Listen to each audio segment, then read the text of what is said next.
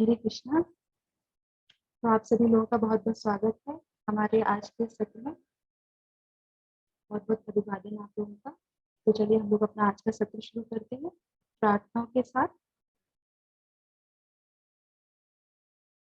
तो आज हम लोग जो है 18 दिवसीय अवलोकन में जो है आज हमारा सत्र 5 रहेगा और सत्र 5 है और अध्याय हम लोग लेंगे 4 जिसका नाम है दिव्य ज्ञान। ठीक है, तो प्रार्थना और प्रणिति से शुरू करेंगे। अपने जो है कृष्ण कृपा मुक्ति भक्ति सिद्धांत भक्ति वेदांत स्वामी श्रील प्रभुपाद जी को प्रणाम करेंगे और आचार्यों से प्रार्थना करेंगे, भगवान से प्रार्थना करेंगे कि वो हमें जो है ज्ञान प्रदान करें। सही समय पे हम सही शब्दों का उपयोग करते हुए आज के इस अध्याय को पूर्ण कर सकें, क्योंकि आज का अध्याय बहुत इंपॉर्टेंट है, दिव्य ज्ञान है। ओम अज्ञानतिमिरान्धस्य ज्ञानाञ्जनशलाकया चक्षुरुन्मीलितं येन तस्मै श्रीगुरुवे नमः। नमो विष्णुपादाय कृष्णपृष्ठाय भूतले श्रीमते भक्तिवेदान्त स्वामिनिति नामिने। नमस्ते सारस्वते देवे गौरवाणी प्रचारिणे निर्विशेषा शून्यवादी पाश्चात्य देशतारिणे। जय श्री कृष्णा चैतन्य प्रभु नित्यानंदा श्री अद्वैत गदाधरा श्रीवासादि गौरभक्तवृंदा। हरे कृष्णा कृष्णा कृष्णा हरे हरे, हरे राम राम राम हरे हरे। हरे कृष्णा। एक बार फिर से आप लोगों का मैं बहुत बहुत अभिवादन करती हूँ, स्वागत करती हूँ और हम लोग बढ़ते हैं आगे अपने अध्याय की तरफ। उससे पहले पिछले अध्याय में हम लोगों ने क्या पढ़ा था उसका अवलोकन कर लेते हैं। तो जैसा कि आप लोग स्क्रीन पे देख पा रहे होंगे, हम लोगों ने जो है कल कर्म योग पढ़ा था, जिसमें हम लोगों ने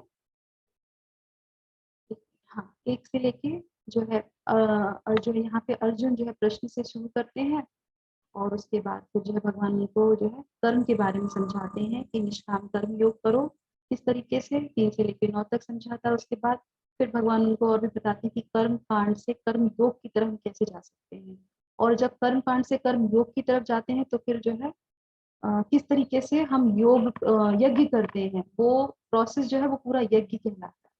तो इस तरह से वो समझा था। उसके बाद फिर जो है भगवान कहते हैं निष्काम कर्म योग द्वारा निष्काम कर्म योग करो और उसके बाद अपने लिए वो बोलते हैं कि मैं क्यों करूं, तो वो कहते हैं कि दूसरों के उदाहरण प्रस्तुत करने के लिए करो। तो जिसमें हम लोगों ने उदाहरण भी लिया था, कृष्ण भगवान अपना उदाहरण देते हैं 22वें श्लोका में और 20वें श्लोका में हमने जो है जनक महाराज का श्लोक वो लिया था उदाहरण।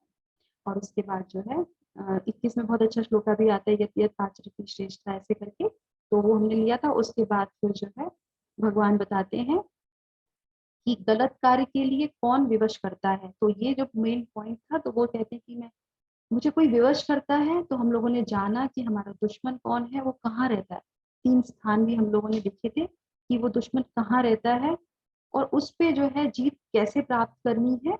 ये हमारा पूरा टॉपिक जो है कल के सत्र का था, कर्मयोग का, जो हम लोगों ने जाना अलग अलग चीजों के माध्यम से, है ना, अलग अलग विषयों के माध्यम से। तो चलिए अब हम लोग शुरू करते हैं आज का जो है। तो एक्रोनिम आप लोग देख लीजिए जिससे समझ में आ जाएगा ये पूरा पार्ट हमारा जो है अध्याय। तो आज का हमारा एक्रोनिम रहेगा PAST, पास्ट। ठीक है, और इसमें हम क्या जानेंगे, पी से जो है हमारे श्लोका जो आएंगे वो 1 से लेकर 10 तक और उसके बाद 11 से लेकर 24 तक, 25 से लेकर 34 तक, 34 से लेकर 42 तक। ठीक है, तो एक प्रश्न जो है यहाँ से आप लोगों के लिए आ रहा है, आप लोग देख पा रहे हैं स्क्रीन में। तो हम देखेंगे यहाँ पे कि हम लोगों ने कल भी ये डिस्कस किया था कि प्रथम अध्याय में हमने क्या देखा था, अर्जुन विलाप में है। तो मतलब हमारी स्थिति ऐसी होती है कि डाउट्स होते हैं, हम बहुत दुखी होते हैं, तो उससे उभरने के लिए हमें भगवत गीता का सहारा लेना पड़ता है और लेना भी चाहिए।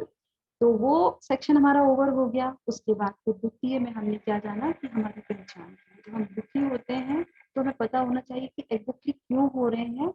तो हमें अपने आप को जानना चाहिए कि पहले क्या है हमारे अंदर प्रॉब्लम। जैसे आप लोगों ने कल प्रश्न किए थे बहुत सुंदर सुंदर, तो उसके माध्यम से हमें कल जो है द्वितीय अध्याय में अपनी पहचान के बारे में पता चला। हम शरीर नहीं, हम आत्मा है, जैसे कि आपके बड़ी पिक्चर में देखा है, शरीर है, बीच में एक आत्मा है।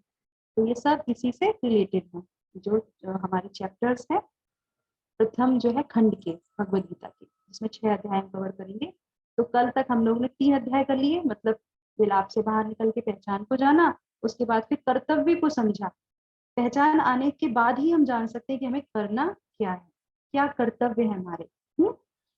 और उसके बाद फिर आज जो है जब हमें ये पता चल गया कि कर्तव्य क्या है, और उसके बाद फिर हम जानेंगे कि अब इनको करना कैसे है, जानेंगे फिर करेंगे। और उसके लिए हमें क्या चाहिए, क्या चाहिए? Hare Krishna. Rules, set of rules. Set of rules चाहिए, और भी कुछ? ज्ञान ज्ञान ज्ञान ज्ञान चाहिए। Very nice. गुरु की शिक्षा, गुरु गुरु से कृष्णा, शिक्षा चाहिए। Very nice Tyagi Prabhu ji, very nice. Guru और कृष्णा चाहिए, यस। चलिए तो हम लोग आगे बढ़ते हैं। तो अब आपके लिए प्रश्न है यहाँ पे कि कर्म योग के लिए फॉर्मूला क्या है, बताइए जल्दी से बताइए। मैं आप लोगों को यहाँ पे चैट बॉक्स आपके देख सकूंगी, लिखिए हरे कृष्णा। नियत कर्म को करना। नियत कर्म को करना। अरे मैंने कल फॉर्मूला दिया था आप लोगों को, वो मैं पूछ रही हूँ कि क्या हमने कल फॉर्मूला लिया था, जल्दी जल्दी बताइए। क्या फॉर्मूला हमने बताया था, आपको बताया था मैंने कल के सत्र में। क्या फॉर्मूला है कर्म योग को करने के लिए? 3 बहुत मेन चीजें मैंने आपको बताई थी, इसीलिए मैंने बोला आप सत्र ध्यान से सुना कीजिए। किसी को पता है, किसी को भी? कौन है आज सबसे अलर्ट, कौन पार्टिसिपेंट्स हैं, कौन से हैं बिना फल की इच्छा किए करना चाहिए? वेरी गुड शीतल माता जी। भगवान को क्रेडिट देते हुए कर्म करना, वेरी नाइस। विनायक प्रभु, हम, हाँ, I am waiting for your answer. भगवान की प्रसन्नता के लिए कर्म करना, ओके, बहुत बढ़िया है। लगभग लगभग सभी आ गए इसमें। तो एक शॉर्ट फॉर्मूला से जब हम लोग चलते हैं उसमें मैथ्स कंप्लीट हो जाता है, हमारा साइंस कंप्लीट हो जाता है। फॉर्मूला याद रखने चाहिए। तो भगवत गीता भी क्या है ना, सिस्टमेटिक जो है स्टडी है। इसके जो कुछ फॉर्मूले हैं अगर वो हम अपनी जिंदगी में उतारेंगे तो हम अप्लाई कर सकते हैं, क्योंकि आज जो है अप्लाई करना सिखाया जाएगा ट्रांसडेंटल नॉलेज को, वो भगवान ज्ञान देंगे, उसे अप्लाई करना है। पर पीछे अगर फॉर्मूला भूल जाएंगे तो फिर क्या होगा, सारे फॉर्मूले याद करते हुए आगे बढ़ना है। इसीलिए मैं आपको ये पीछे से लेके चल रही हूँ, और भगवान भी हमें पीछे से लेके चलते हैं कि अर्जुन जो है बार बार जो है द्वंद्व में फंस जाता है, तो इसीलिए वो सारे फॉर्मूले बताते हैं। चलिए देखते हैं। तो फॉर्मूला है 3D का, मैंने आपको लोगों को कल बताया था। कौन सा है? डिटैचमेंट, ड्यूटी और डिवोशन। करेक्ट। जो भी कार्य करने हैं कर्तव्य समझ के करना है उसको, और उसका जो है आसक्ति नहीं रखनी है, निष्क्रिय भावना से उसको करना है, निरासक्त होकर उससे करना है। और उसके बाद डिवोशन, है ना, भगवान को अर्पित करते हुए। करेक्ट। यज्ञ रूप से निर्धारित कर्म करना, वेरी नाइस। ये तीनों चीजें मिल जाती हैं तो ये क्या हो जाता है, ये यज्ञ बन जाता है। ठीक है। चलिए अब हम लोग आ जाते हैं अपने जो है अध्याय पे। तो आपको क्या दिख रहा है स्क्रीन पे? हरे कृष्णा। मुझे कहीं स्क्रीन कम दिख रही है, कहीं ज्यादा दिख रही है, बताइए आपको क्या दिख रहा है? आज के सत्र के 4 विषय। 4 विषय, यस। तो हम लेते हैं। पहला विषय हमारा आज का रहेगा यह ज्ञान क्या है। ठीक है। उसके बाद फिर दूसरा विषय रहेगा कैसे प्राप्त होता है। हम ये भी जानेंगे कि हमें ये कैसे प्राप्त होता है, कहाँ से प्राप्त होता है क्या। और उसके बाद फिर जो है इसके द्वारा निष्काम कर्म कैसे, ज्ञान आ जाता है तो हमें पता चलता है कि हमें कैसे जो है निष्काम भावना से कार्य करना है। अब इस जो है निष्काम कर्म का ज्ञान क्यों आवश्यक है, इसके बारे में, निष्काम कर्म का ज्ञान क्यों आवश्यक है इसके बारे में जानें। तो आते हैं पहले हमारे श्लोका पे। श्री भगवान कहते हैं, हाँ माता जी किसका फोन ये खुला हुआ हरा है? मिर्चा ले लेने का, हरा मिर्चा। कंचन माता जी, can you switch off your mic? हाँ है। ओके। तो अब जो है भगवान जो है यहाँ पे बोलना प्रारंभ करते हैं, एवं विवस्वते योगम प्रोक्त वाहनम व्ययम। अब यहाँ पे भगवान क्या कहते हैं, पहले श्लोक में वो कहते हैं, श्री भगवान कहते हैं मैंने योग के इस शाश्वत विज्ञान को सूर्यदेव विवस्वान को दिया, और विवस्वान ने इसे मनुष्य के पिता मनु को दिया, और मनु ने इसका उपदेश इक्ष्वाकु को दिया। आपने सुना होगा ये पहला श्लोका है, और इसमें भगवान बहुत सारी चीजें बता देते हैं एक ही श्लोक में। तो भगवान यहाँ पे क्या बताते हैं, देखेंगे हम यहाँ पे।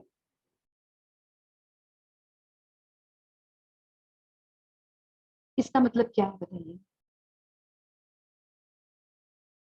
हरे कृष्णा। गुरु शिष्य परंपरा। गुरु शिष्य परंपरा नहीं,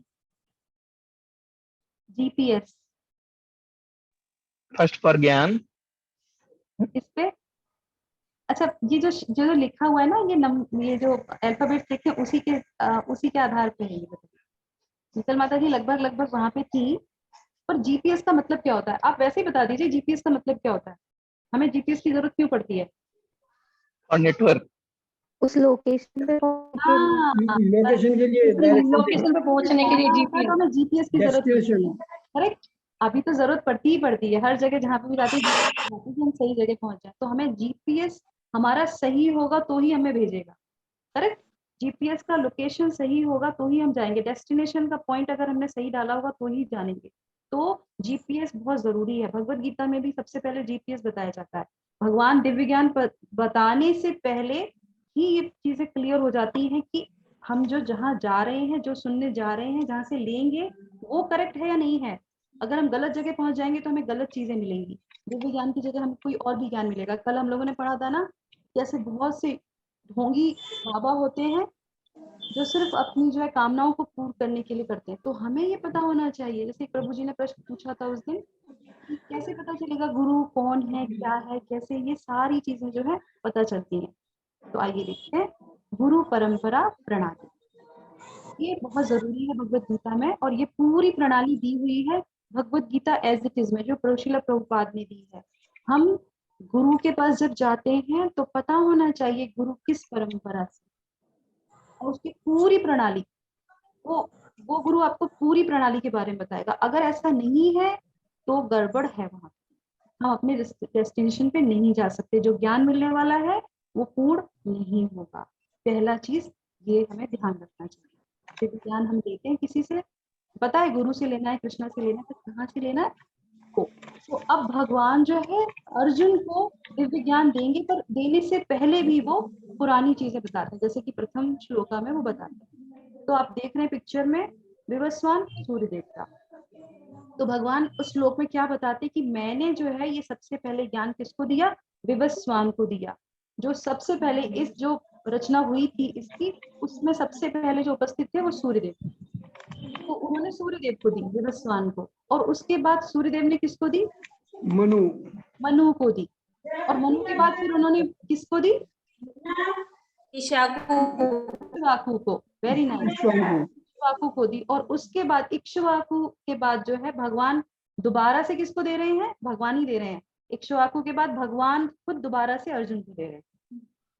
तो ये उन्होंने बताया इतिहास भगवत गीता का। हमने सुना था पिछली बार जब हम लोगों ने पहला सत्र शुरू किया था कि ये 5000 वर्ष पूर्व है, 120 वर्ष पूर्व भगवान ने अर्जुन को ज्ञान दिया। पर अब यहाँ पे भगवान बता रहे हैं दिव्य ज्ञान शुरू करने से पहले कि अर्जुन मैंने ये ज्ञान पहले भी दिया है। सृष्टि के शुरू होने से पहले मैंने सूर्य को दिया था। सूर्य के जो देवता हैं वो प्लेनेट है, उसके जो देवता हैं उनको दिया था, जिसका नाम विवस्वान ऐसे करके। तो उसका जो है क्रम आप सुन लीजिए, क्योंकि वो उनके सबसे पहले शिष्य थे। कौन, सूर्य देवता। सबसे पहले ज्ञान सूर्य देवता को मिला तो वो उनके पहले शिष्य बने। अर्जुन तो दूसरे शिष्य हैं, ठीक है। और उसके बाद अब यहाँ पे जो है भगवत गीता में दिया है कि कब दिया था। तो फिर उसके बाद जो है सूर्य भगवान से मनु को जब ये हुआ आ गया ज्ञान, तो उसका जो है टाइम क्या था, वो लगभग जो है 12,04,00,000 वर्ष पूर्व दिया गया था। और ये एग्जैक्ट संख्या जब आती है किसी जगह पे, इसीलिए बोला जाता है कि ये सांख्य योग है। पूरी जानकारी दी जा रही है, अधूरी जानकारी नहीं दी जा रही है। परंपरा क्या है, परंपरा में आप खोल के देखिएगा चैप्टर में, आपको पूरी परंपरा के सारे सबके नाम दिखे होंगे शुरू से लेके आखिर तक। इसीलिए कहते हैं कि जिस हम परंपरा में है या जिसको इस्कॉन जो है हम जिसको फॉलो करते हैं वो किस परंपरा से बिलोंग करता है। तो इस तरीके से हमें ये पता चलता है कि हम किसको बिलोंग करते हैं, हम किसको फॉलो करते हैं, हम कौन सी भगवत गीता पढ़ते हैं। इस भगवत गीता में सारा इतिहास है या नहीं। उसके बाद जो है इक्ष्वाकु को जब उन्होंने दिया तो फिर उन्होंने उसमें 20,05,000 वर्ष पूर्व दिया। उसके बाद जब ज्ञान गया तो वो 20,05,000 वर्ष पूर्व, और उसके बाद जब भगवान ने फिर जो दोबारा से अर्जुन को दिया तो उसकी क्या था टाइम, 5,100 वर्ष पूर्व, साल वर्ष पूर्व। ठीक है, तो इस तरीके से ये भगवान इतिहास दे रहे थे। अब आपके लिए प्रश्न आता है कि कृष्ण भगवान अर्जुन को ज्ञान देते हैं, ज्ञान देने के लिए कहते हैं मैं तुम्हें ज्ञान दूंगा जिससे तुम्हें बल आएगा और तुम अपने शत्रु से लड़ोगे। करेक्ट, यही था ना कल का लास्ट का पॉइंट, कि तुम शत्रु से लड़ सकोगे। तो अब भगवान इतिहास क्यों बता रहे हैं, बताइए, अर्जुन को इतिहास क्यों बता रहे हैं,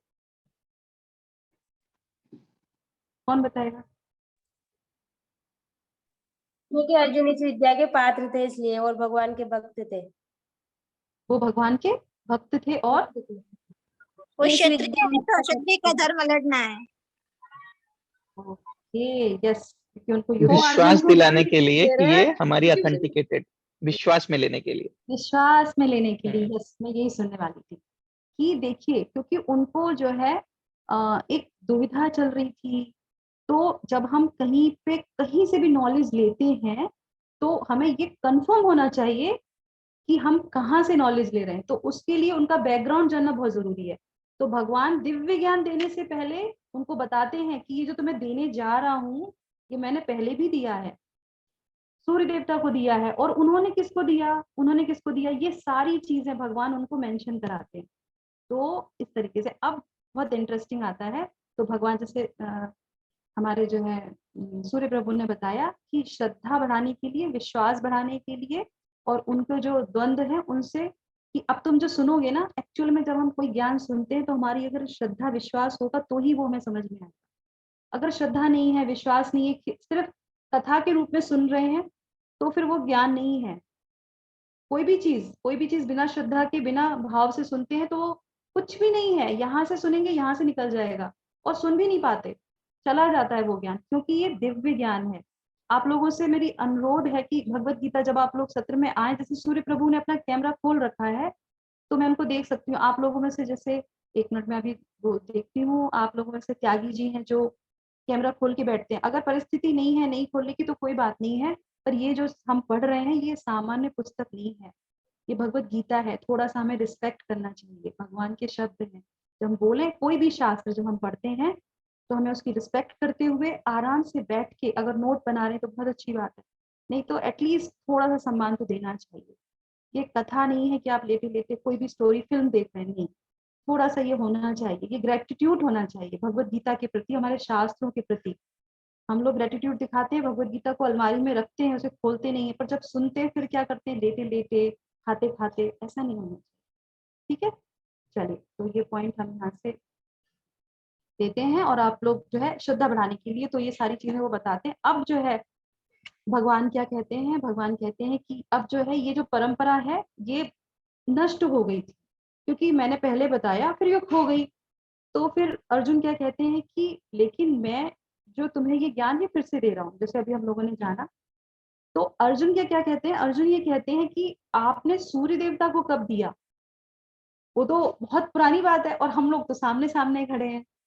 तो भगवान क्या कहते हैं, आप लोग स्क्रीन पे देख रहे होंगे, वो कहते हैं कि तुम्हारे और मेरे कई जन्म हो चुके हैं।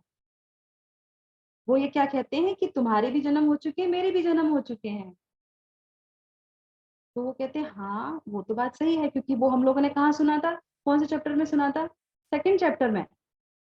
सेकंड चैप्टर में भगवान कहते हैं कि हम आत्मा हैं, हम शरीर नहीं है, और हमारे ये जो मरे ये बार बार जन्म लेंगे, हमारा बार बार जन्म होता है। तो इस तरह से वो समझ लेते हैं, वो आत्मज्ञान देना शुरू करते हैं। तो वो कहते हैं वो तो ठीक था, पर मुझे अपने जन्म क्यों नहीं याद रहते। आप कह रहे हो कि मेरे बहुत सारे जन्म हो चुके हैं, मैंने पहले ही ज्ञान दिया था, तो मुझे क्यों नहीं याद रहता है। तो यहाँ से वो जो है बताना प्रारंभ करते हैं। भगवान कहते हैं कि मुझे याद रहता है। अर्जुन कहते हैं कैसे याद रहता है आपको।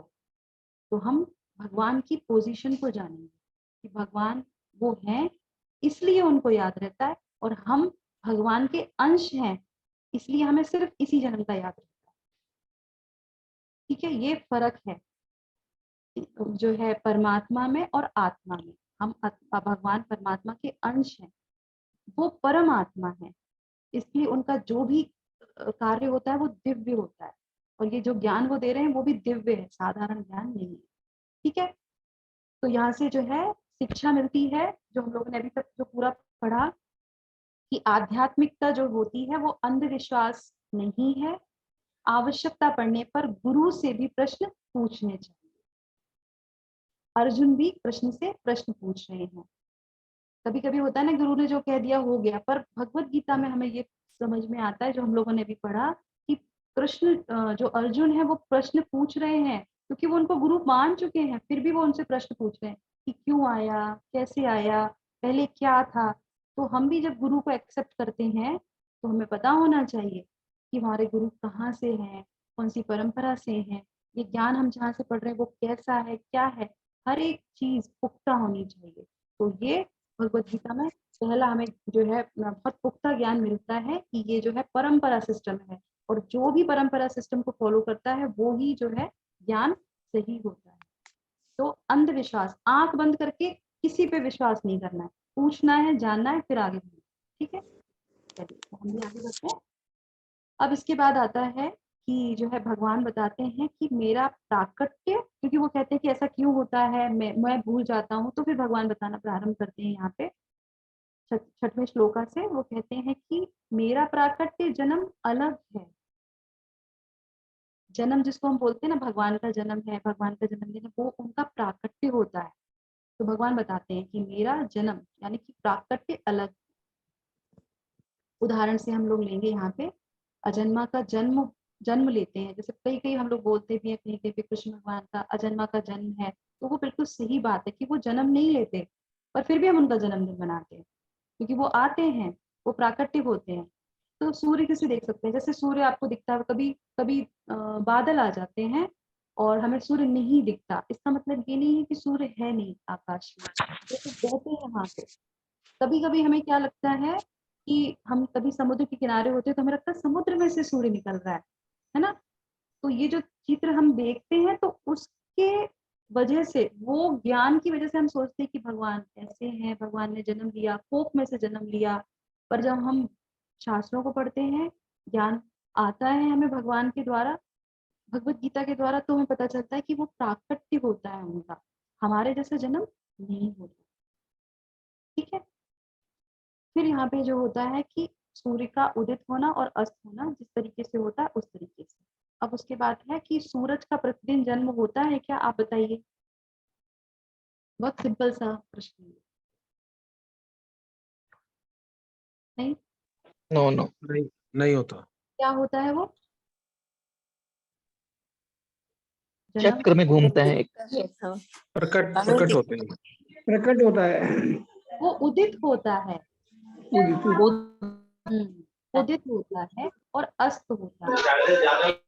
तो इसी तरीके से भगवान का क्या होता है, प्राकट्य होता है और अप्राकट्य। करेक्ट, ठीक है। शब्दों का बहुत बड़ा महत्व होता है, कौन सा शब्द कहाँ है वो बहुत इंपॉर्टेंट होता है। जन्म अलग है, प्राकट्य अलग है, तिरोभाव, आविर्भाव, ये सब चीजें बहुत अलग होती हैं। तो ये सब चीजें हमें शास्त्रों से पता चलती है। करेक्ट, चलिए अब हम आगे बढ़ते हैं। आपके यहाँ से आवाज आ रही है, शायद फोन है, माइक खुला है, प्लीज बंद कर दीजिए। Okay, thank you. तो अब हम लोग जो है देखते हैं यहाँ पे भगवान क्या कहते हैं। अर्जुन जो है फिर जो उनको बोलते हैं कि आपका जब यहाँ पे प्रकट होते हैं तो उसका कारण क्या है, क्यों आप आते हैं यहाँ पे, कहाँ होते हैं, कब होते हैं, कैसे प्रकट होता है, तो ये सारा जो है पूछते हैं। तो फिर वो बताते हैं, बहुत इंपॉर्टेंट श्लोका है, बहुत फेमस श्लोका है। यदा यदा ही धर्मस्य ग्लानिर्भवति भारत। बी आर चोपड़ा की जय। बी आर चोपड़ा ने एक श्लोक तो हम लोग को याद ही करा दिया, कर्मण्येवाधिकारस्ते। करेक्ट, एक दो श्लोका तो हम लोगों ने टीवी पे देख देख के ही याद कर लिया बचपन में ही।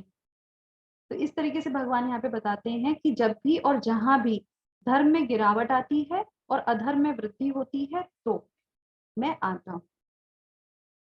और उसके बाद फिर अर्जुन क्या पूछते हैं, और फिर आप क्यों क्यों करते हैं ऐसा। तो भगवान बताते हैं मेरा कुछ उद्देश्य होता है। वो क्या उद्देश्य है, धर्मपरायण का उद्धार, जो धर्मपरायण लोग हैं उनका उद्धार, और किसका विनाश, जो शत्रु हैं, जो धर्म को नहीं मानते, उनका विनाश करने के लिए, और धर्म की पुनः स्थापना करने के लिए। ये भगवान के उद्देश्य हैं आने की। भगवान इसलिए यहाँ पे आते हैं, ठीक है। और पिछली स्लाइड में हमने देखा था, हाँ, आप फिर आते हैं तो क्या करते हैं, तो उद्देश्य का पता चल गया। उसके बाद फिर जो है भगवान बताते हैं कि भगवान किन किन रूपों में आते हैं, किस तरीके से भगवान जो है किस किस अवतार में भगवान आते हैं। तो भगवान के अवतार तो अनगिनत हैं, बहुत सारे हैं अवतार, एक अवतार नहीं है। पर यहाँ पे हम कुछ अवतारों को लेते हैं। नंबर 1 पुरुष अवतार, उसके बाद गुणा अवतार, उसके बाद लीला अवतार, उसके बाद मनवंतर अवतार, और उसके बाद युग अवतार, और फिर लास्ट में सत्यावेश अवतार। तो ये भगवान के कुछ हम लोगों ने अवतारों के बारे में जाना। अब भगवान के तो बहुत सारे अवतार, हरि अनंत हरि कथा अनंता। भगवान के अवतार जो है बहुत हैं, भगवान की लीलाएं बहुत हैं, भगवान के गुण बहुत हैं।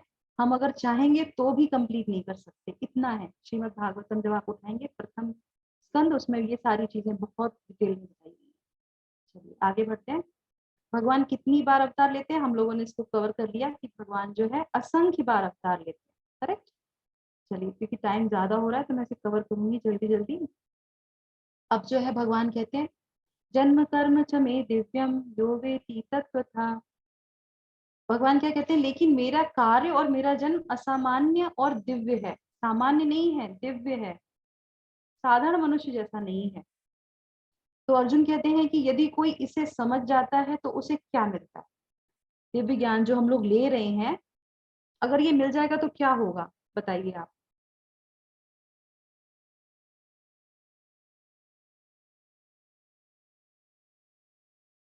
कौन बताएगा। मोक्ष।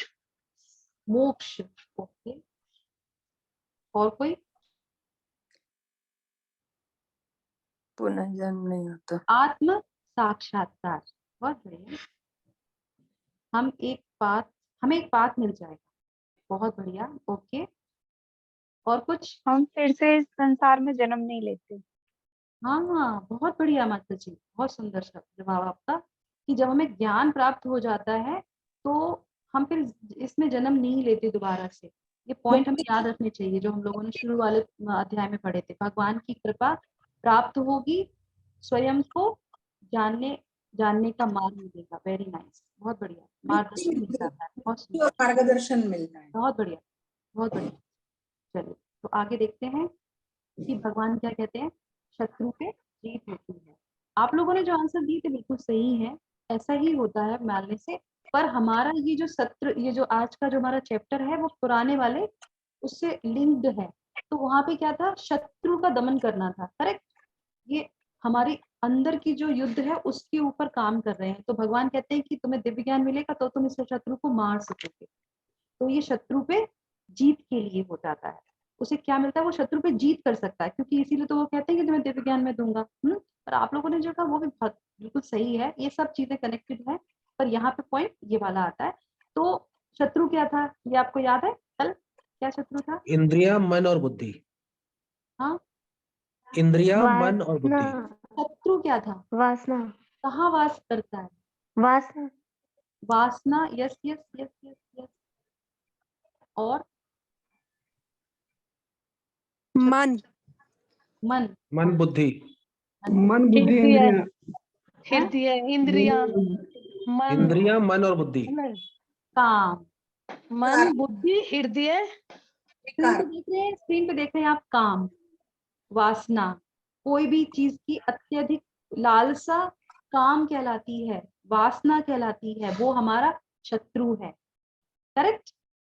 आप लोगों ने जो कहा वो भी बहुत अच्छा है, वो बाद में इससे लिंक्ड हो जाएगा। देखिए हमने जो आप लोग बोल रहे थे इंद्रियां, मन, एक्चुअल में वो बोलते हैं कि ये निवास करता है। इस पे हम लोग शुरुआत कहाँ से करेंगे, है ना। तो बोलते हैं कि इंद्रियों को सबसे पहले कंट्रोल में करना चाहिए, इंद्रियों पे पहले काम करना चाहिए, वो हमने कल जाना था।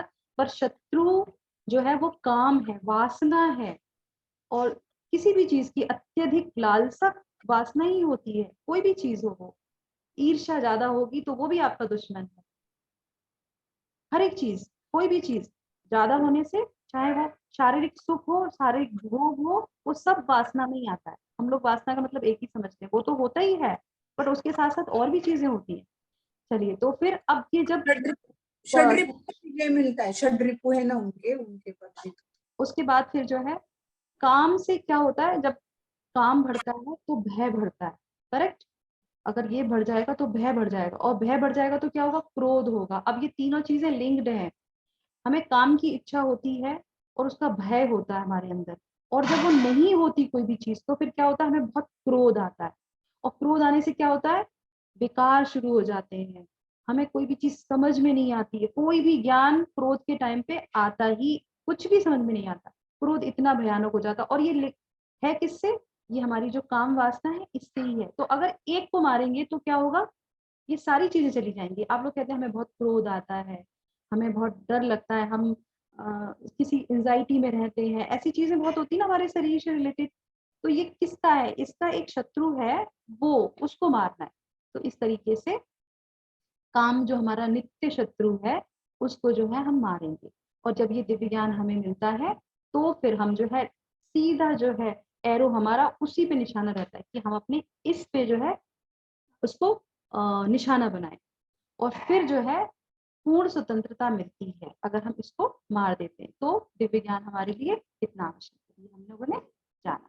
चलिए, उसके बाद आते हैं फिर अर्जुन क्या कहते हैं, ये सुनने के बाद फिर वो कहते हैं कि सभी इस मार्ग को नहीं चुनते। जो आपने बोला है दिव्य ज्ञान और ये सब, तो उसका क्या करेंगे हम, सभी लोग जब ये नहीं चुनते तो उसका हम क्या करेंगे। तो भगवान कहते हैं कि जिस प्रकार व्यक्ति मेरे प्रति समर्पित होता है मैं उसी के अनुसार उसे पुरस्कृत करता हूँ, और हर कोई इस तरह मेरे मार्ग का अनुसरण करता है।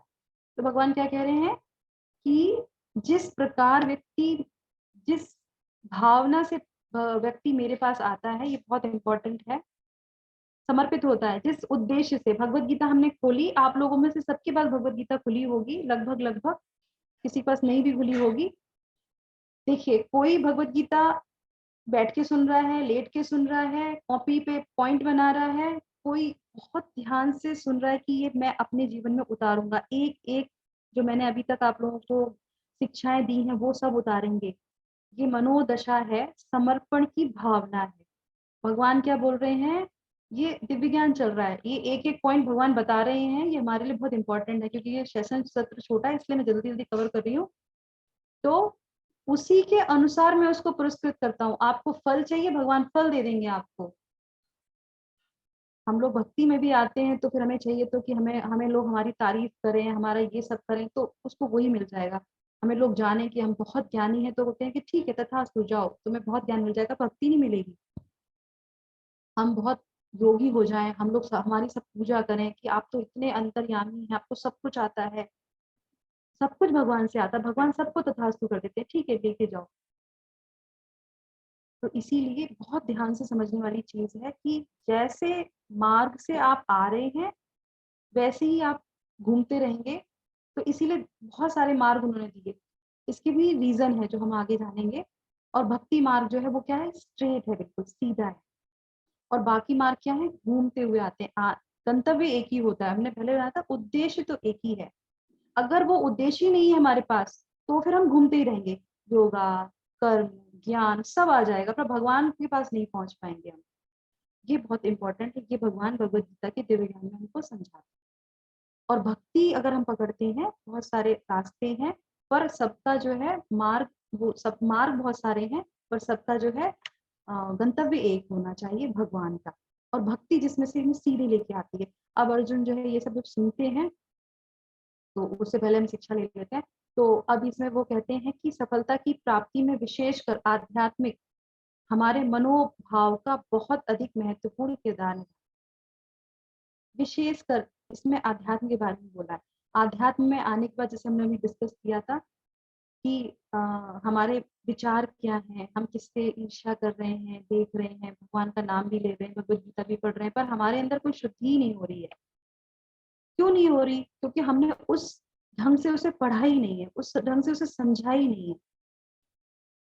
तो इस तरीके से बहुत बहुत इंपॉर्टेंट किरदार निभाता है किसी भी चीज में सफलता प्राप्त करने के लिए। और खास तौर से अध्यात्म में, क्योंकि ये जो हम लोग पढ़ रहे हैं ये आध्यात्मिक है। करेक्ट, हम लोगों ने पहले जाना था प्रथम सत्र में, ये आध्यात्मिक है। तो हम लोग आध्यात्म में कुछ जानना चाहते हैं, करना चाहते हैं, गोल को ढूंढना चाहते हैं, अपने लक्ष्य को देखना चाहते हैं, तो ये चीजें बहुत आवश्यक है। तो ये हमारा यहाँ पे हमारा पूर्ण हो जाता है। पोजीशन ऑफ कृष्णा हमने जान लिया कि भगवान की जो है पोजीशन क्या है, वो कौन है, कैसे उनका जन्म होता, प्राकट्य होता, उनके अवतारों के बारे में जाना। तो ये सेक्शन हमारा यहाँ पे एंड हो जाता है पी से। और अब जो है भगवान से वो अर्जुन कहते हैं कि ठीक है, आपने इतने सारे रास्ते बनाए हैं, इन सभी रास्तों को, हाँ इतने सारे रास्ते जो है किसने बनाए हैं, अलग अलग। अभी वो डाउट में ही है, क्यों बनाए, किसने बनाए। तो भगवान कहते हैं मैंने ही बनाए हैं। तो वो कहते हैं क्यों बनाए, एक ही रास्ता बनाना था ना, भक्ति योग, सीधे आ जाते हैं। तो भगवान क्या कहते हैं कि हर तरह के लोग हैं यहाँ पे, अलग अलग प्रकार के लोग हैं, उनकी अलग अलग इच्छाएं हैं, सभी एक ही स्तर पर नहीं है। देखिए हमने लास्ट कल वाले सत्र में जाना था कि हमें सबको लेके चलना चाहिए। भगवान भगवत गीता में हमें ये समझाते हैं कि अलग अलग तरीके के लोग हैं, सारे लोग अलग हैं। भगवान की जब हम इस सृष्टि की रचना देखते हैं तो देखते हैं एक एक फूल डिफरेंट है, उसकी खुशबू डिफरेंट है। हम में से सभी मनुष्य हैं, पर मनुष्यों की सबके चेहरे अलग हैं, बोली अलग है, भाव सब कुछ डिफरेंट है। तो भगवान ने भगवत गीता में सबका ध्यान रखते हुए बनाया कि जरूरी नहीं है कि सब मेरे पास ही आ जाए, है ना। वो कहते हैं कि तुम मेरे पास आओ, तो मेरे बच्चे वो शुरू में बता देते कि तुम मेरा अंश हो, पर जरूरी नहीं कि कोई आ जाए। तो वो सबकी संतुष्टि के क्या क्या कहते हैं, ठीक है तुम्हें जो अच्छा लगे तुम वो मार्ग ले लेना, पर फिर भी वो सबका गंतव्य एक है, भगवान, क्योंकि उन्होंने ये रास्ता दिया। तो श्रील प्रभुपाद जी जो है एकदम स्मार्ट जो है टीचर की तरह, हर परपोर्ट में आप देखेंगे तात्पर्य में नीचे लिखते हैं कि कृष्णा कॉन्शियस में कृष्ण भावना भावित होइए, उनसे जुड़िए, क्योंकि एक अच्छे गुरु को पता होता है इधर उधर जाओगे तो भटक जाओगे। उनका मनोभाव क्या था कि हर प्राणी भगवान से जुड़े, क्योंकि ये भगवान का, सब कुछ भगवान का ही है। फिर भी भगवत गीता में से लोग ज्ञान स्ट्रांग लेते हैं, जानते हैं, पर जानना चाहिए, दीजिए, पर भगवान को तो मत छोड़िए। तो इस तरह से भगवान सबका ध्यान रखते हैं, उनकी इच्छाओं का ध्यान रखते हैं। और भगवान कहते हैं सभी एक स्तर के नहीं हैं। तो इसको हम लोग जो है भगवान फिर उसको समझाते हैं कि सब एक स्तर के नहीं है। ये बहुत इंपॉर्टेंट आता है इसमें सेक्शन। और भगवान कहते हैं मैंने बनाया है ब्राह्मण को, क्षत्रिय को, वैश्य को और शूद्र को। तो उसके बाद फिर जो है वो बताते हैं कि अब आप लोग बताइए कि ये जो ब्राह्मण, क्षत्रिय, वैश्य, शूद्र हैं, ये जन्म से होते हैं? हम लोग जन्म से होते हैं ना ब्राह्मण? नहीं माता जी, कर्म से होते हैं, कर्म कोई भी से, वैश्य, कर्म से। शूद्र या कुछ भी। ओके, कर्म से होते हैं, करेक्ट जी। Very nice. किसने दिया ये? सुमित प्रभु जी? शत्रुघ्न कुमार। शत्रुघ्न कुमार प्रभु जी, हरे कृष्णा, वेरी नाइस जी हरे कृष्णा माता जी। माता जी एक बात कहना था, थोड़ा मैम 25 से, माता जी 25 से बाद थोड़ा स्टार्ट होता तो अच्छा रहता है, क्योंकि एग्जाम है और मैं बीटेक कर रहा हूँ, तो दिक्कत होता है, कभी कभी सेशन लेना पड़ रहा है, तो थोड़ा बाद में स्टार्ट होता तो मैं अपने घर वालों को भी सुना पाता। अभी तो मैं खैर दिल्ली में हूँ। 25 की बात बोल रहे हैं आप? नहीं, 25 दिसंबर। 25 दिसंबर, कोई बात नहीं, हम फिर से कर लेंगे। ठीक है, हम तो ये धन्यवाद, हरे हम तो कृष्णा। सेवा के लिए बैठे हैं प्रभु जी, हम फिर से कर लेंगे। आप आइए और ज्यादा ज्यादा संख्या में आइए, हम कर लेंगे, ठीक है। तो अभी हम लोग सुन लेते हैं क्योंकि टाइम हमारा जा रहा है। तो अच्छा लगा पर आपने जो बोला सुन के। तो देखिए यहाँ पे भगवान बताते हैं कि ये जो आप लोगों ने सही आंसर दिए कि जो हमारे जो ये जो कैटेगरीज हैं, जो ये भगवान ने विभाग बनाए हैं, वो ब्राह्मण, क्षत्रिय, वैश्य, वो गुण के हिसाब से हैं और मानसिकता के हिसाब से। तो हमें ये पता होना चाहिए कि हमारी मानसिकता कैसी है, हमारे अंदर कौन कौन से गुण हैं। अगर हमारे अंदर टीचिंग की प्रवृत्ति है तो ब्राह्मण क्वालिटी आ जाती है हमारे अंदर। क्षत्रिय है, अगर हम सबकी रक्षा करना चाहते हैं, हमारे अंदर एक कुछ जोश है करने का और सबकी रक्षा करने का एक साहस है, लीडरशिप है, तो हमारे अंदर क्षत्रिय वाले क्वालिटी है। वैश्य जो होते हैं, धन कमाने की प्रवृत्ति होती है उनकी, और अच्छा लगता है धन कमाना, कैसे कमा सकते हैं, तो ये मानसिकता होती है। तो हमें बिजनेस मैनेजमेंट में ऐसे करके तो हम अपने जो है व्यवसाय भी ले सकते हैं, हम अपने जो है नौकरी भी उस हिसाब से कर सकते हैं। और ये जो चीजें शूद्र होती हैं, बहुत सेवा भाव होता है उसके अंदर कि हर चीज में सेवा करना। शूद्र का मतलब ये नहीं होता कि बहुत निम्न है। हम शूद्र को सुनते ही सोचते हैं कि ये बहुत छोटा है, बहुत निम्न है, ऐसा नहीं है। सेवा भाव बहुत होती है, बहुत बहुत जेन्युइन होते हैं, हर चीज में सेवा देखते हैं, तो वो शूद्र हो जाता है इस तरीके से। तो वो भाव से जो है वो उस जो है भगवान कहते हैं उस कैटेगरी में आते हैं। क्या हम लोगों ने कल पढ़ा था ना कि ढोंगी पंडित से अच्छा क्या है, झाड़ू लगाने वाला कर्म योगी। मंदिर में जो आपने देखा होगा, मंदिर में पोंछा लगाते हैं, झाड़ू लगाते हैं, क्या हो गया कि वो झाड़ू पोंछे वाला हो गया? नहीं, सेवा कर रहा है, सेवा का भाव है उसका। तो ये तो मानसिकता पता चलती है। तो भगवान ने हर चीज के लिए वो ज्ञान यहाँ पे दिया है, और इनके उसी कैटेगरी के हिसाब से, उसी विभाग के हिसाब से बताया है कि तुम्हें कर्म करने चाहिए। तो अपने आप को एनालाइज करना है, अंदर से इसको देखना है, जानना है।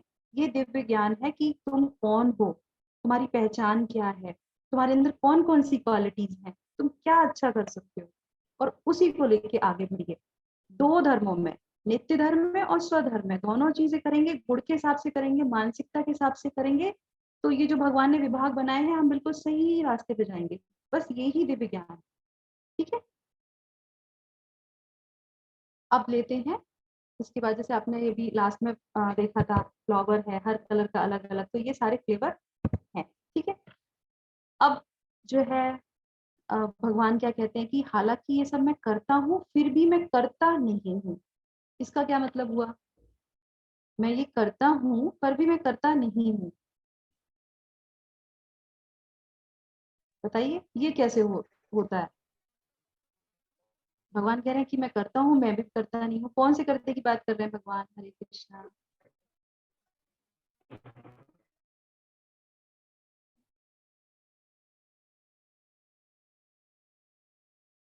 योग माया।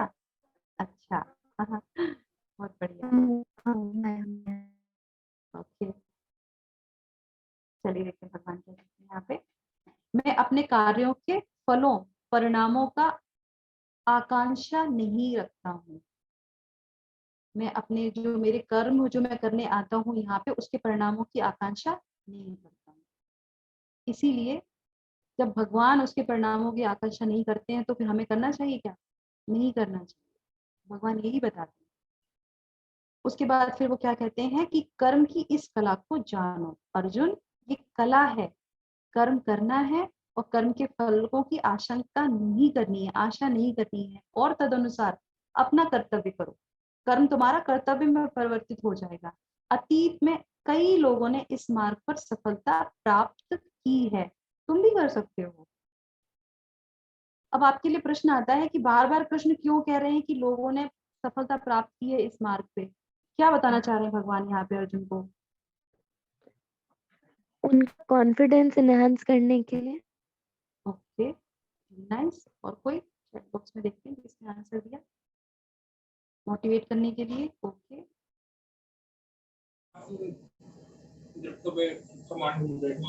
और कौन? जल्दी जल्दी बोलिए, कोई नहीं? आंसर नहीं किसी के? अपने धर्म से ना भटकने के लिए। धर्म तो वो अपना कर्म ही होता है ना।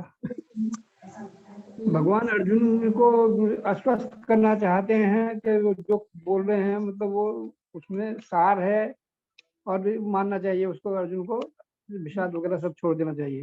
बोल, देखिए ऐसे भगवत गीता पढ़ने में बहुत अच्छा लगता है कि हम लोग भगवत गीता से प्रश्न करें, भगवत गीता से ही आप आंसर दे रहे हैं। बहुत बढ़िया। त्यागी जी, बहुत अच्छा। तो भगवान जो है अर्जुन का संदेह को पूरी तरीके से मिटाना चाहते हैं। क्यों?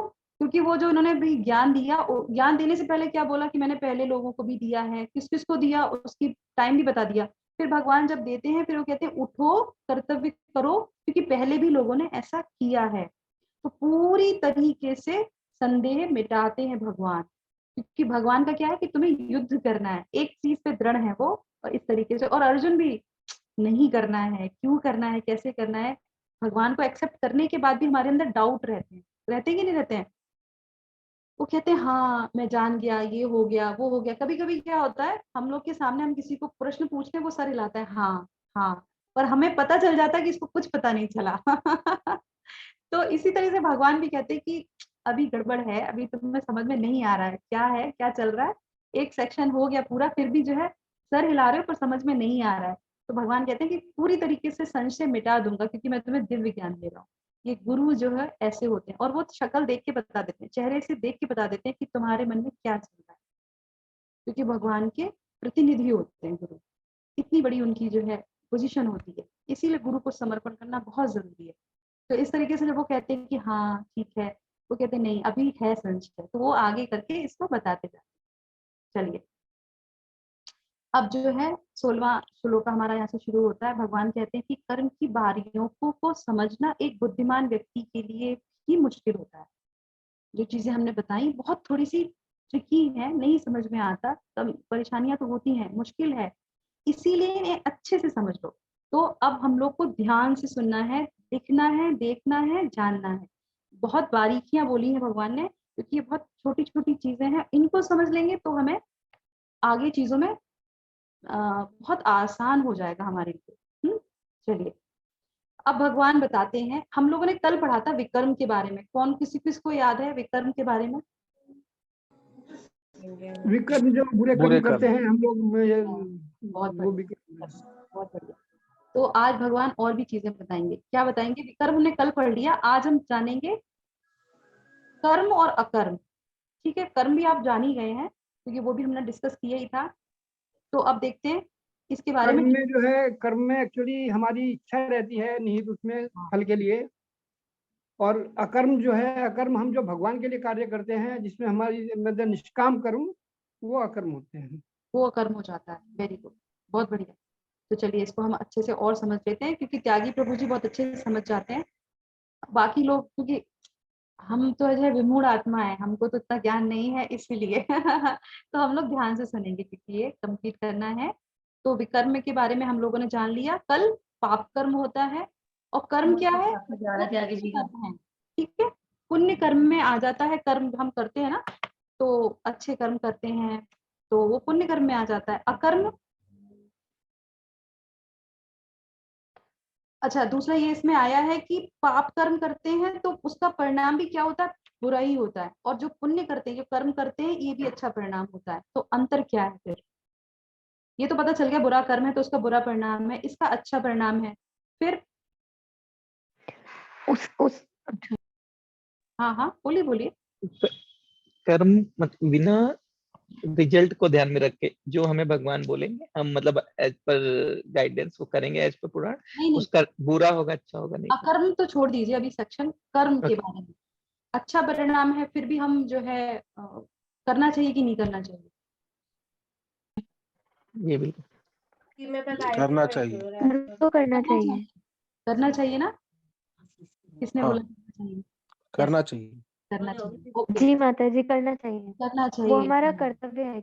वो हमारा कर्तव्य है। ठीक है, मैंने यहाँ पे कर्म लिखा है, कर्तव्य नहीं लिखा, इसीलिए मैंने कर्म करना चाहिए, निष्काम कर्म की भावना से करना चाहिए। कर्मण्यवादी त्यागी प्रभु जी, हरे कृष्णा, त्यागी प्रभु जी थोड़ी देर आप रुक जाइए। देखिए अब मैं समझाती हूँ आप लोगों को। आप लोगों ने बोला कि करना चाहिए, कर्तव्य करना चाहिए। कर्म जो हम करते हैं अच्छे मानसिकता से, उसका हमें अच्छा परिणाम मिलता है, ठीक है। और जो अकर्म है वो भगवान की प्रसन्नता के लिए हम लोग करते हैं। अब इसमें डिफरेंस क्या आता है कि जब हम अकर्म करते हैं तो इसका कोई भी फल हमको नहीं मिलता है, अच्छा हो या बुरा हो। अच्छा फल भी नहीं मिलता, बुरा फल भी नहीं मिलता। फिर आप सोचेंगे फिर हम क्यों करेंगे अकर्म? जब हमें अच्छा फल भी नहीं मिल रहा है, बुरा फल भी नहीं मिल रहा है, तो क्यों करेंगे?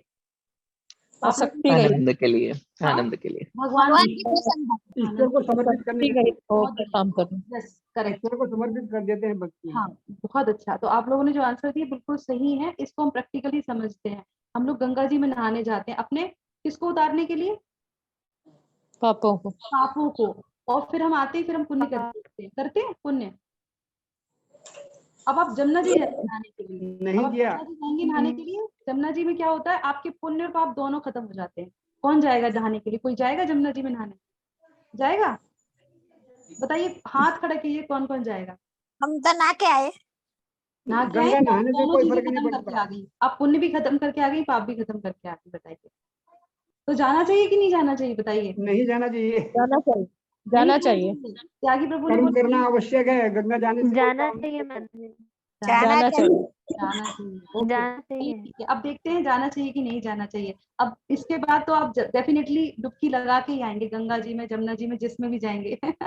चलिए हम देखते हैं कि कर्म, विकर्म और अकर्म में क्या डिफरेंस है। अच्छा परिणाम और बुरा परिणाम दोनों हमको बांध देता है। हमने पहले भी ये डिस्कस किया था, पर भगवान कहते हैं ये बारीकियां हैं, इसीलिए भगवान ने क्या कहा, ये बारीकियां, इनको समझ। और अकर्म क्या करता है, मुक्त कर देता है। अब हमारे पास कोई लोड नहीं है, कोई बैगेज नहीं है, भगवान के पास जाना है तो क्या करेंगे, बैगेज लेके जाएंगे? अच्छे कर्मों का भी लेके जाएंगे? नहीं। अगर अच्छे कर्मों का भी ले लेंगे तो क्या करना पड़ेगा, यहीं पे उसको निकालना पड़ेगा, यहीं पे उसको खत्म करना पड़ेगा। तो बंधन में ही रहते हैं हम, क्योंकि हम यहाँ आने का मतलब ही है बंधन। यहाँ जाना है तो बैगेज खाली करना पड़ेगा, ठीक है।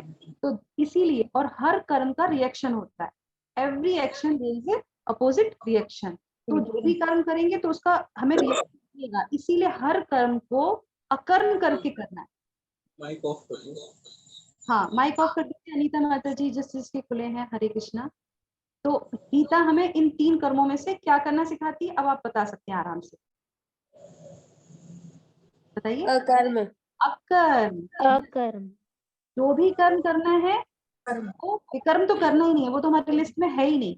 अब लिस्ट में है कर्म करना है, वो किस तरीके से करना है, भगवान की प्रसन्नता के लिए करना है, जिससे कि हमें अच्छा और बुरा जो है परिणाम नहीं मिलेगा, ठीक है। अब आगे बढ़ते हैं। अब हरे भगवान, कृष्ण माता जी, कैसे पता चलेगा कि अकर्म मतलब भगवान की खुशी के लिए ही किया जा रहा है? पता भी तो होना चाहिए ना कि उनका आपने किसमें कल खुशी का है। सत्र नहीं लिया, आपने आसक्ति रहित करेंगे तो वो अकर्म होगा। हमें हम लास्ट में जिसके भी प्रश्न, माताजी, अकर्म की डेफिनेशन ये हो सकती है, जो सोते होने वाले लाभ से संतुष्ट रहता है, जो द्वंद से मुक्त है और ईर्ष्या नहीं करता, जो सफलता और असफलता दोनों में स्थिर रहता है, वह कर्म करता हुआ भी कभी बनता नहीं, यह कर्म कहलाता है। Okay okay, thank you so much माता जी, बहुत अच्छे से आप लोगों ने जो है आंसर दे रहे हैं। मुझे बहुत खुशी हो रही है सुन के कि बहुत स्टडी कर रहे हैं, देख रहे हैं, सुन रहे हैं। ये बहुत अच्छे गुण होते हैं, एक ज्ञान लेने की हमारी क्वालिटी होती है कि लेना चाहिए। पर एक चीज और है कि जैसे अभी आपके कोई प्रश्न है, कुछ है, तो आप सत्र के बाद में लीजिए, जिससे कि हम जो चल रहा है हमारा, क्योंकि टाइम ऑलमोस्ट खत्म होने जा रहा है, तो हम इसको कवर कर लेते हैं, फिर आप अपने जो प्रश्न है वो बताइएगा, ठीक है। और जो कोई प्रश्न हम पूछते हैं तो उसमें वहां पे आप आंसर दीजिए और लास्ट में प्रश्न ले लेंगे, ठीक है। थोड़ा सा हम जल्दी जल्दी इसको खत्म कर लेते हैं। तो अब भगवान जो बारीकियों को समझा रहे हैं, हम उसको और ढंग से भगवान समझते हैं।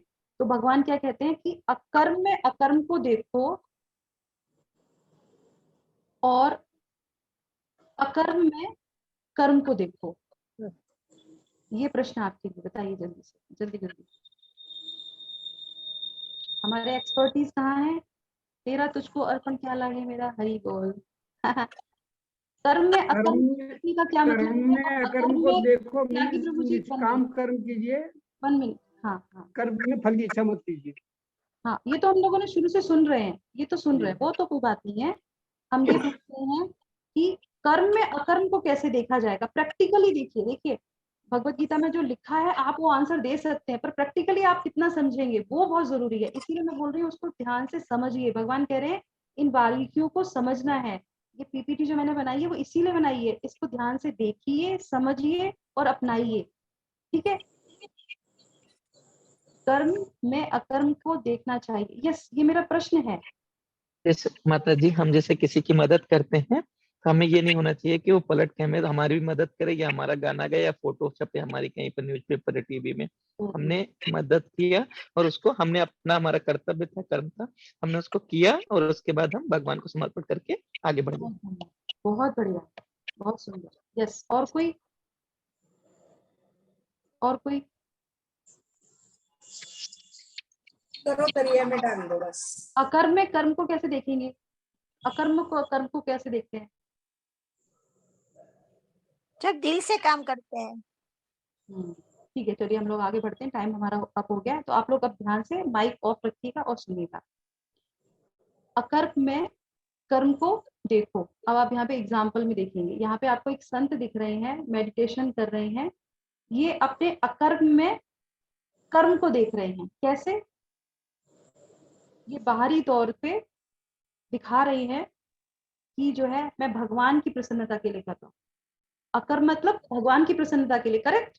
अब भगवान इसको भी बहुत जो है क्लियर से समझाते हैं। ये आप लोग ध्यान से सुनिएगा। आप लोगों ने सब जान लिया कर्म क्या है, विकर्म क्या है, अकर्म क्या है। अकर्म में भी भगवान की प्रसन्नता के लिए होता है, फिर भी हम नहीं समझ पाते और हम इसको अपने जीवन में करते रहते हैं। वो क्या है, हम कहते हैं हम भगवान के लिए कर रहे हैं, पर एग्जैक्टली क्या होता है, हम अंदर से चाहते हैं कि हम अपने लिए कर रहे हैं, हमारी उन्नति नहीं होती। इसको कहते हैं अकर्म में जो कर्म को भी देखता है। बाहर से मैं तिलक लगाई हूँ, मैं मंदिर जाती हूँ, वो सब करती हूँ, सब कुछ कर रही हूँ, पर अंदर से मैं क्या चाह रही हूँ कि मुझे इसके बदले में कुछ मिल जाए। चाहना, इच्छा करना, पाठ भी ले लिया, ज्ञान भी ले लिया, अकर्म भी समझ गई कि नहीं भगवान की प्रसन्नता के लिए। वो कहते हैं ना शुगर कैंडी एक अंदर से और ऊपर से शुगर लगा होता है उसमें। तो इस तरीके से संत हैं, ध्यान कर रहे हैं, मेडिटेशन कर रहे हैं, हम जपा कर रहे हैं, पर अंदर से क्या चाहिए भगवान। अनीता माता जी अपना माइक ऑफ कर लेंगे। तो इस तरीके से वो क्या कहते हैं कि ये जो अकर्म कर रहे हैं ना, मेरी प्रसन्नता के लिए कह रहे हैं, मेरी प्रसन्नता के लिए कर रहे हैं, पर ये कर किसके लिए, ये अपने खुद के लिए कर रहे हैं कि मुझे इससे जो है सिद्धि प्राप्त हो जाए। ये है अकर्म में कर्म। कोई भी चीज हमारे अंदर लालच है किसी भी चीज को लेके, जैसे ये मैं क्लास कर रही हूँ, मैं अपना एग्जाम्पल यहाँ पे लूंगी, तो मैं चाहती हूँ कि सब मेरी तारीफ करें और मेरी बड़ाई करें, बहुत कुछ हो मेरे साथ, ऐसी चीजें हैं। मैं यूट्यूब पे फेमस हो जाऊं, मैं यूट्यूब पे अपनी चीजें डाल दूं, मेरे स्लाइड्स, मतलब जैसे होता है लोगों को बहुत होता है। मनोदशा बहुत जरूरी है कि आप किस भाव से कर रहे हैं। पर मेरा भाव जो है, मैंने आपको शुरू में बोला था, मैं चाहती हूँ कि आप अगर भगवत गीता से में एक भी श्लोक का अपने जीवन में उतारते हैं, एक भी शिक्षा लेते हैं, वो मेरा भगवान को अर्पण होगा, मेरे गुरु को समर्पण होगा। ये भाव अगर रहता है तो भगवान कहते हैं कि ये जो है ये सही कर्म है या में गलत है? अकर्म को देखना है, करेक्ट। तो यहाँ पे देखिए दूसरा उदाहरण, ये नहीं व्यक्ति है माता जी, ये सही मृदंग बजा सही रहा है है। या गलत है? यस प्रभु। कर्म में कर्म होना चाहिए या नहीं होना चाहिए? ये हम लास्ट में लेंगे, अभी पहले सेशन ये सेक्शन खत्म कर ले, ठीक है। हाँ, तो भगवान ही बता रहे हैं यहाँ पे, मैं नहीं बता रही। भगवान क्या कहते हैं कि कर्म में अकर्म को देखना सही है। जो अभी प्रभु ने बोला कि कर्म में अकर्म को देखना इज अ करेक्ट, अकर्म में कर्म को देखना इज अ रॉन्ग। ये हमको समझना है। तो ये व्यक्ति ऑफिस भी जाता है, हम लोगों से सबसे रिलेट करेगा, हम ऑफिस भी जाते हैं, बच्चों को भी देखते, सब कुछ करते हैं, पर जब शाम को जब भी थोड़ा टाइम मिलता है तो हम उस टाइम में आके मृदंग बजाते हैं, करताल बजाते हैं, गीत गाते हैं, जो कुछ भी हमें आता है अपने स्वभाव से, अपने गुणों से, वो हम भगवान की प्रसन्नता के लिए करते हैं। हम भजन गाते हैं, ये इसलिए नहीं कि सब हमारी तारीफ करें, हम इसलिए कि भगवान खुश हो। मैं भगवान के लिए गाती हूँ, ये भगवान के लिए करते हैं हम। ये है कर्म में भी अकर्म को करना। सारे कर्म कर रहे हैं बाहर, हम हर तरीके कर रहे हैं, पर जो उस मूड से कर रहे हैं कि ये भगवान जो भी कुछ मैं कर रहा हूँ आपके लिए कर रहा हूँ, जो भी कुछ मुझे मिल रहा है वो आपके आशीर्वाद से मिलता है। तो ये जो मनोदशा है बहुत बारीक है, तो भगवान कहते हैं इसको समझना पड़ेगा। तो ये है दिव्य ज्ञान जो बहुत ही इनसाइड है। कर्म में अकर्म को देखना और अकर्म में कर्म को नहीं देखना चाहिए, है ना। ठीक है, तो ये हम लोगों को समझ में आया। इस तरीके पढ़ने में आसान हो जाता है, भगवत गीता में पढ़ लेते हैं, पर ये रहस्य है, ये नहीं समझ में आते। ओके, तो शिक्षा ले लेते हैं जल्दी से। यहाँ पे हम लोग अच्छा होना ही काफी नहीं है, बाहर से दिखते हैं बहुत अच्छे हैं। मानव जीवन आध्यात्मिक ईश्वर के प्रति जागरूक होना, हर समय हर पल समझना होता है हमको कि आध्यात्मिक होने का अर्थ क्या है, कि गतिविधियों में सक्रिय रूप से संलग्न होना। जो भी हम गतिविधि कर रहे हैं, कुछ नहीं करेंगे ऐसा नहीं होता। इस्कॉन में आप देखेंगे जो संत महात्मा भी हैं, जो ऑरेंज ड्रेस में होते हैं, जो कल हमारे प्रभु जी आ रहे हैं यहाँ पे, सब जानते हैं अमोघ लीला प्रभु, वो संत है, महात्मा है, फिर वो लोग कहते हैं आप लोग इतना कर्म करते हैं वो भगवान के लिए, इतना ज्यादा प्रचार करते हैं, प्रसार करते हैं, भागते हैं, इधर जाना उधर जाना, ये सब करे, कर्म कर रहे हैं, संत है महात्मा, एक जगह बैठ के मेडिटेशन नहीं करते। क्यों? क्योंकि शास्त्रों में भगवत गीता में यही दिया है, और वो अपने आचरण से दिखाते हैं, बताते हैं कि हमें बैठना नहीं है, करना नहीं है। श्रील प्रभुपाद जी क्या कहते थे कि जाइए भगवत गीता बांटिए, जाइए सीखिए, समझिए, दूसरों को समझाइए, करते रहिए, कुछ ना कुछ करते रहिए भगवान के लिए कर्म। इसी से क्या होगा, शुद्धता आनी शुरू हो जाएगी। ये ठीक है। अब जो ये सब चीजें सुन ली तो अर्जुन क्या कहते हैं, वो कहते हैं ये तो बहुत रहस्यमय है। तो ऐसा कुछ करता है, उसके कुछ लक्षण भी होते हैं क्या? अगर हमें कैसे पता चलेगा कि ऐसा कुछ है, उसके कुछ लक्षण भी होते होंगे। तो भगवान यहाँ पे लक्षण बताना शुरू करते हैं। भगवान क्या कहते हैं कि सभी कर्तव्यों को इस मानसिकता के साथ जो करता है उसके कुछ लक्षण होते हैं। कौन सा होता है? कोई माता जी यहाँ पे बोल रही थी अभी, वो हमेशा संतुष्ट रहता है, क्या होगा क्या नहीं होगा इट्स ओके। उसके बाद ये भौतिक इच्छाओं से मुक्त रहता है, उसे कोई भी भौतिक इच्छा नहीं होती किसी भी तरीके की, चाहे स्पिरिचुअल हो, चाहे जो है मटेरियल हो, भौतिक, आध्यात्मिक। आध्यात्मिक में थोड़ा सा अलग आ जाता है, पर भौतिक तो होती ही नहीं है, किसी तरह का फेम, वो सब चीजें नहीं होती। उसके बाद फिर जो है आत्म संयम होता है, वो बहुत कंट्रोल होता है। आत्म संयम का मतलब है कि इंद्रियों पे कंट्रोल होगा, उसके मन पे कंट्रोल होगा, वाणी पे कंट्रोल होगा, बुद्धि पे कंट्रोल होगा। उसे पता है कहाँ क्या कैसे कब करना है, क्योंकि उसने ये सारा दिव्य ज्ञान लिया है और अपने जीवन में अपनाया है गुरु और कृष्ण की कृपा से। तो उसके बाद फिर द्वंद्व को सहते हुए जो भी आते हैं, असमंजस चीजें होती हैं, उनको वो सब सह लेता है। सर्दी, गर्मी, सुख, दुख, कुछ भी उसको जो है डिस्टर्ब नहीं करता। और ईर्ष्या से मुक्त रहता है। ये बहुत इंपॉर्टेंट है। ईर्ष्या जो है, बहुत आगे भी हम चले जाते हैं, भगवत गीता के 18 अध्याय भी कवर कर लेंगे धीरे धीरे करके अपने जीवन में, एक एक को समझेंगे, फिर भी ईर्ष्या नहीं जाएगी हमारे अंदर से, कहीं ना कहीं रहती है। अगर हम लोग जज करेंगे तो हमें पता चलेगा हम किससे कितनी ईर्ष्या करते हैं और कब किस स्टेज पे करते हैं। जब कुछ सब बराबर चलता है तो कोई दिक्कत नहीं। जैसे हमारी नैनो गाड़ी से कोई BMW गाड़ी क्रॉस करी तो कहते ओ इसके पास BMW है। ये चीजों से वो मुक्त रहता है, ईर्ष्या से मुक्त रहता है। घर, मकान, ज्ञान, जो भी कुछ है वो सबसे मुक्त रहता है। तो उसके ये लक्षण है कि वो किसी से ईर्ष्या नहीं करता, है ना। और ये जो है वो जो भी कर्म करता है यज्ञ के लिए करता है, यज्ञ का मतलब हमने जाना। और उसके बाद फिर जो है दिव्य ज्ञान के साथ करता है, यज्ञ के लिए करता है, दिव्य ज्ञान के साथ करता है, और उसके ये सारे लक्षण होते हैं। तो ये बताते हैं भगवान इसमें। तो ये हमारा सेक्शन हो गया कंप्लीट 1 to 20 कि इस नॉलेज को हम कैसे अपने जीवन में अपनाते हैं, कैसे कर्म करना है, अकर्म क्या है, कर्म में अकर्म को देखना, अकर्म में कर्म को देखना, ये जान लेंगे तो फिर हम इसको अपने जीवन में उतार सकते हैं। करेक्ट। चलिए अब आपके देखते हैं। हाँ, अब यहाँ पे यज्ञों के बारे में भगवान बताना शुरू करते हैं। सेक्रीफाइसेस जो हमारा नेक्स्ट एक्रोनिम था। देवताओं की पूजा करना जो है यज्ञ कहलाता है। पर ब्रह्म की पूजा उपासना करना ये जो है उपासना यज्ञ कहलाता है। मन पर नियंत्रण करना ये भी एक जो है यज्ञ कहलाता है। इंद्रियों पे नियंत्रण करना ये भी एक यज्ञ कहलाता है। आत्म संयम होना ये भी एक जो है यज्ञ कहलाता है। दान करना वो भी एक यज्ञ है। तपस्या करना वो भी एक यज्ञ है। योग साधन करना वो भी एक यज्ञ है। उसके बाद जो है शास्त्रों का अध्ययन करना वो भी एक यज्ञ है। और उसके बाद प्राणायाम जो करते हैं वो भी एक यज्ञ है। इसकी डिटेल में जो है आगे जाके हम लोग जो और चैप्टर्स पढ़ेंगे उसमें डिटेल में आएगा। पर यहाँ पे ये सारी चीजें भगवान तपस्या के बारे में बताते हैं कि हम किस तरीके यज्ञ के बारे में बताते हैं कि किस किस तरीके के यज्ञ होते हैं और हमें कैसे कैसे उनको करना चाहिए। और ये सब जो है किसके लिए होते हैं आप बताइए। इनका उद्देश्य एक है या अनेक है?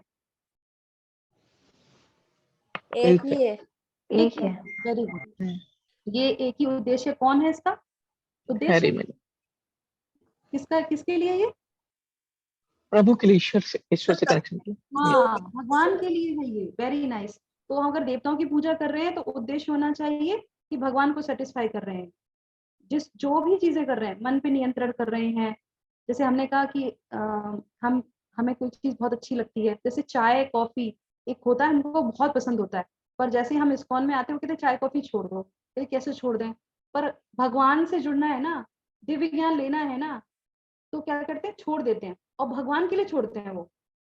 करेक्ट। और वैसे अगर हमसे बोला जाए तो हम व्रत में भी चाय पी लेते हैं। क्यों? क्योंकि कंट्रोल नहीं होता।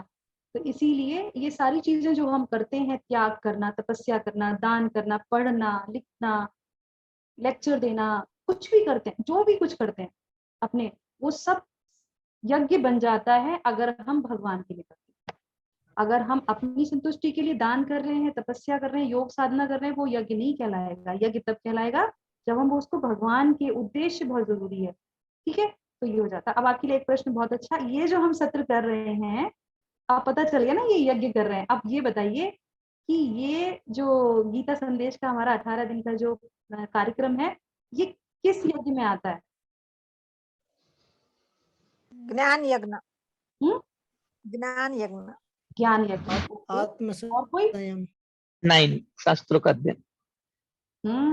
वेरी नाइस, शास्त्रों का अध्ययन। दिव्य ज्ञान आ गया सूर्य प्रभु आपको। Very nice. और कोई बताए? बहुत अच्छा ज्ञान होगा, रियली बहुत थैंक यू। तो बहुत अच्छा, तो इस तरह से प्रभु जी ने बताया। तो ये हमारा जो है शास्त्रों के अध्ययन में ये आता है, और इसको क्या बोलते हैं? स्वाध्याय यज्ञ। करेक्ट, इनके नाम भी होते हैं, हर यज्ञ का नाम है, आगे जाके हम लोग को आगे वाले चैप्टर्स में पता चलेगा। तो ये स्वाध्याय यज्ञ है। ठीक है, वेरी नाइस। तो उसके बाद जो है यहाँ पे जो है, अब भगवान क्या कहते हैं? भगवान कहते हैं तत्विधि प्रणिपातेन पर प्रश्नेन सेवया। बहुत अच्छा ये श्लोका है। वो कहते हैं कि किसी आध्यात्मिक गुरु के पास जाकर सत्य को जानने का प्रयास करें। अब करेंगे कैसे? तो वो बताते हैं, उससे विनम्रता पूर्वक पूछें। बहुत इंपॉर्टेंट, पूछ सकते हैं। भगवान ने पहले बोला था कि पूछना चाहिए, पर लक्षण क्या है? विनम्रता। बहुत विनम्रता से पूछना चाहिए, और उसकी सेवा करें। उसने जो बोला है, बापू सेवा वाणी सेवा, ऐसे करके हम लोग शास्त्रों में पढ़ते हैं, तो उसकी सेवा करनी चाहिए गुरु की। सत्य को जानना चाहिए विनम्रता के साथ, और उसके बाद फिर आत्म साक्षात्कारी आत्माएं आपको ज्ञान प्रदान कर सकती हैं। ये भगवान बताते हैं भगवद गीता में कि गुरु जो होता है वो आपको ऐसे ज्ञान देता है, आपको जो है स्वतत्व के बारे में बताता है, परितत्व के बारे में बताता है। ये गुरु के लक्षण है। ये सारी चीजें हम भगवद गीता में सीखते हैं, क्योंकि उन्होंने सत्य को देखा है, दर्शन किए हैं उन्होंने। वो साधारण नहीं होते हैं। गुरु तत्व अलग होता है। हम लोग पंच तत्व बोलते हैं महामंत्र से पहले, तो उसमें गुरु तत्व भी आता है। जो पंच तत्व का मंत्र है उसमें 5 तत्व आते हैं, विष्णु तत्व, गुरु तत्व, शक्ति तत्व, जीव तत्व, शिव तत्व, ये सारे तत्व आ जाते हैं। तो इसी तरीके से गुरु तत्व जो है सब जानता है। अब जो है अर्जुन क्या कहते हैं कि मैंने तो आपको पहले से ही गुरु स्वीकार कर लिया है।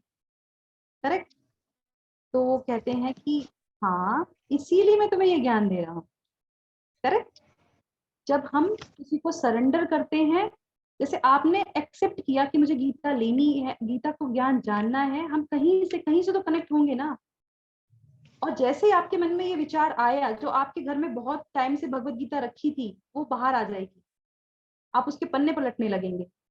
आपको ऑटोमेटिकली कुछ ऐसे लोग मिलेंगे जो आपको सही मार्गदर्शन देंगे। ये क्या है? हमने इच्छा की, हमने समर्पण करना शुरू कर दिया, पहल हमारी हो गई। तो इस तरह से भगवान कहते हैं इसीलिए मैं तुम्हें ये ज्ञान दे रहा हूँ। तो उसके बाद क्या है, अब वो क्या पूछते हैं, ये बहुत अच्छा है। वो कहते हैं कि जांचने का तरीका क्या है, कि मुझे ज्ञान आया भी है कि नहीं आया। मैंने सुन लिया, समझ लिया, जानेंगे कैसे कि हमें आ भी गया कि नहीं आ गया। तो उसके भी भगवान जो है आगे लक्षण बताते हैं। वो क्या कहते हैं? वो कहते हैं कि एक आदर्श जो छात्र है, वो बनने के हमारे 3 लक्षण हैं। अगर हमारे अंदर ये क्वालिटीज आ रही हैं, तो हम अच्छे जो है छात्र हैं भगवत गीता के। कौन से हैं वो? हमारे अंदर उत्सुकता रहती है हर चीज को करने की, आध्यात्म से जुड़ी हो, भौतिक से नहीं, आध्यात्म से जुड़ी। और हमें जो भी कार्य दिया जाता है, जो भी सेवा दी जाती है, हम बहुत आज्ञा पूर्वक उसको लेते हैं कि आपने बोला है हम करेंगे। चाहे ये नहीं देखते कि बड़ा है छोटा है, कैसे करेंगे, क्या करेंगे, मिला है तो करना है, दैट्स ऑल। तो ये दूसरा लक्षण। तीसरा, बहुत कृतज्ञता होती, बहुत कृतज्ञ होता है वो व्यक्ति हर चीज में। हर व्यक्ति को कृतज्ञ होता है कि आपकी वजह से ऐसा हुआ, आपकी वजह से हुआ, मैं रहता ही नहीं उसके अंदर। बहुत कृतज्ञता। तो ये 3 गुण जो है विकसित होते हैं जब आपके अंदर, तो आपको पता चलेगा कि आप जो है ज्ञान ले रहे हैं, आपके जीवन में आ रहा है। आप निराश हैं, ठीक है, अब रोज रोज कौन जाएगा मंदिर, अब रोज रोज सेवा करनी, ये करो, अभी ये आ गया, ये आ गया, ये कौन करेगा? नहीं, आपको ज्ञान नहीं आ रहा। तो ये तीनों चीजें जब साइमल्टेनियसली आपके जीवन में आती हैं, तो अब आपको पता चलता है कि हम ये गुरु ये हम ले रहे हैं। तो ये सेक्रीफाइसेस का भी ओवर हो गया हमारा 25 से लेके 34 तक का, जिसमें हमने यज्ञों के बारे में जाना। अब आते हैं आगे, क्या लिखा हुआ है ऊपर स्क्रीन पे, मुझे ऊपर की स्क्रीन दिखाई नहीं देती, क्या लिखा है इसमें हरे कृष्णा?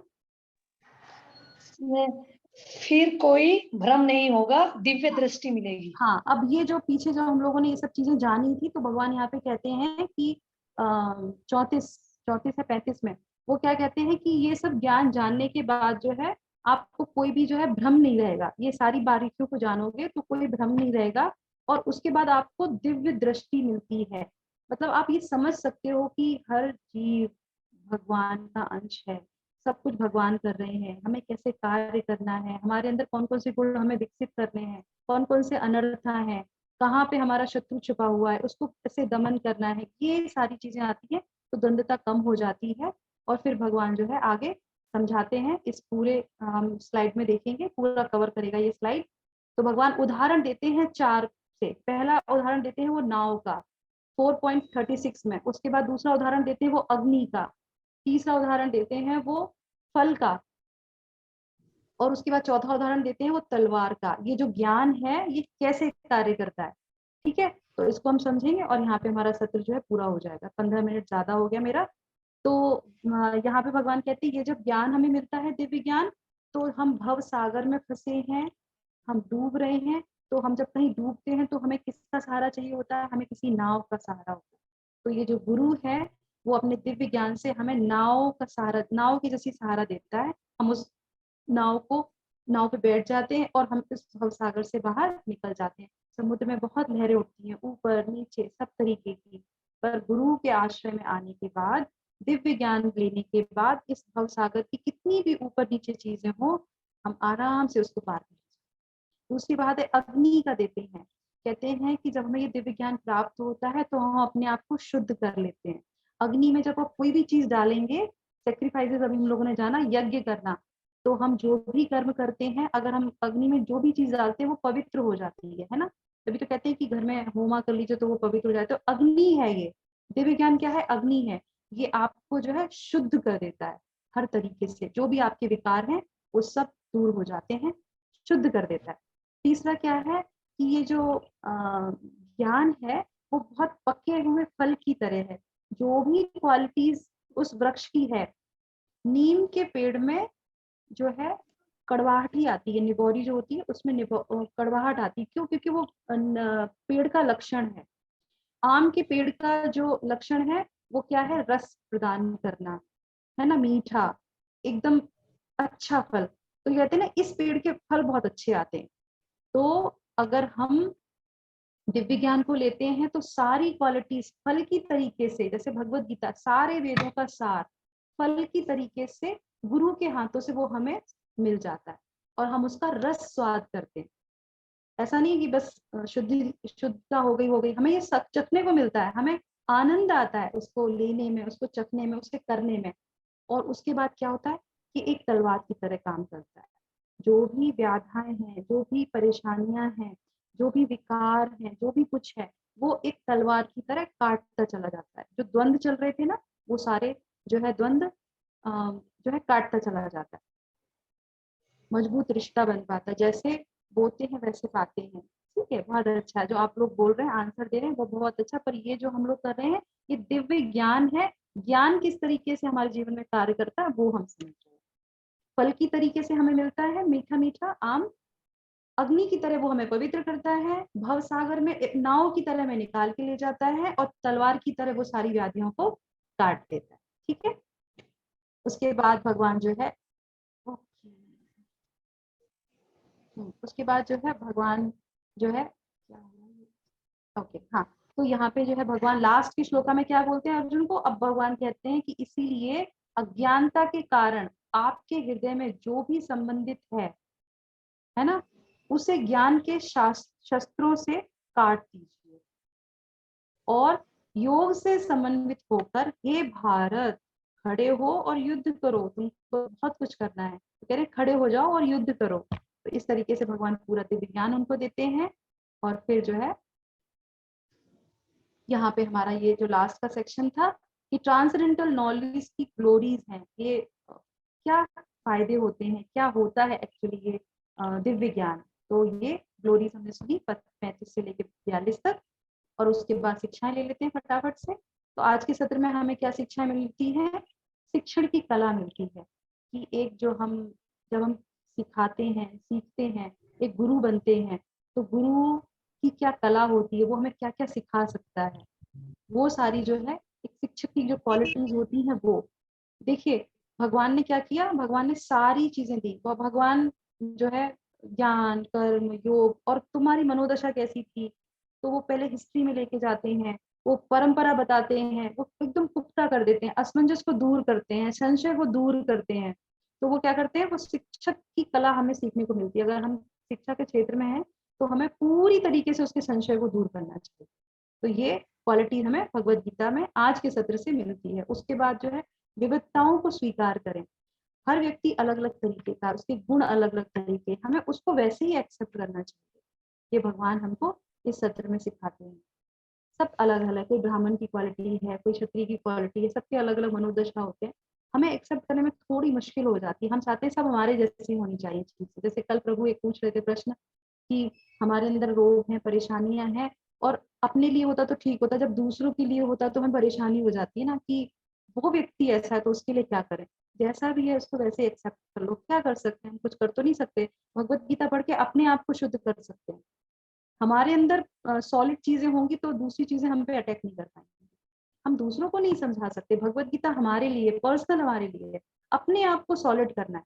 तो इस तरीके से उसके बाद जो है महान का अनुसरण करना है। जब हम कौन सी शिक्षा गुरु को समर्पित हो रहे हैं, क्योंकि उसको देख के हम जो है वैसा चीजें करेंगे, उसकी शिक्षाओं से हम जो अपने जीवन को चेंज कर देंगे। श्रीला प्रभुपाद का मुझे याद आता है, वो कहते हैं कि मैं हमेशा जीवित रहता हूँ अपनी शिक्षाओं के माध्यम से। और सही बात है, उनको गए हुए 120 वर्ष हो गए हैं, और उसके बाद जो मतलब जो हम लोग ये पूरा उनका टाइम जो पूरा पीरियड हो गया है, और उसके बाद जो है 50 वर्ष से ज्यादा हो गए, और उसके बाद जो है फिर भी उनकी शिक्षाएं जब हम लोग पढ़ते हैं तो हमें लगता है कि हम उनसे बात कर रहे हैं, क्योंकि वो जीवित है अपनी शिक्षाओं में और हम अनुसरण कर रहे हैं उस चीज का।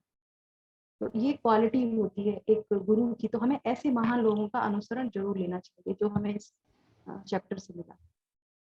उसके बाद जो है विनम्रता अनुग्रह को आकर्षित करती है। कितना विनम्र होंगे, ज्ञान का मतलब है जब पेड़ पे बहुत फल होते हैं वो पेड़ झुक जाता है। अकड़ना, दिखाना, ये किसकी पहचान होती है? इसमें कुछ भी नहीं होता। तो विनम्रता होगी तो आपके अंदर क्या होगा, आप दूसरों को आकर्षित कर सकते हैं, अनुग्रह कर सकते हैं, चीजों को आगे बढ़ सकते हैं, आध्यात्म में आगे जा सकते हैं। तो विनम्रता बहुत इंपॉर्टेंट है। श्रीला प्रभुपाद जी इसके बारे में एक बहुत अच्छी बात कहते थे, मुझे हमेशा बहुत अच्छी लगती है। वो ये कहते थे कि प्योरिटी इज अ फोर्स। आप किसी भी क्षेत्र में हो, अगर आप प्योर नहीं हैं तो आप आगे नहीं बढ़ सकते। आपको ज्ञान नहीं बढ़ा सकता, आपको आपकी प्योरिटी बढ़ाएगी आगे।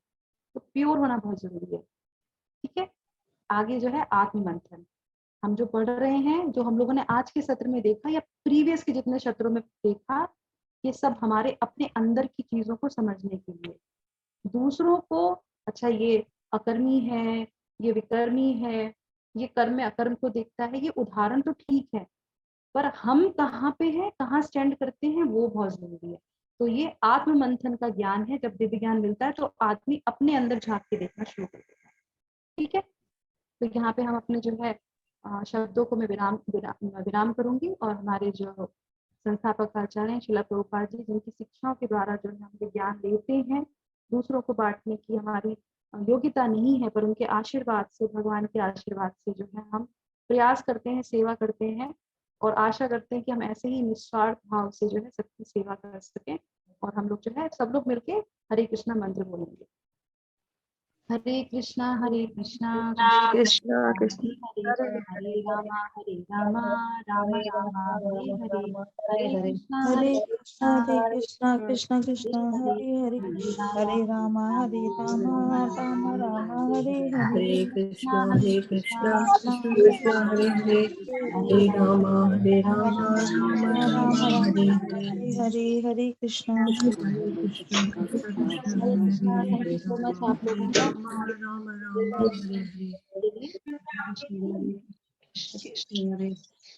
राम राम हरे।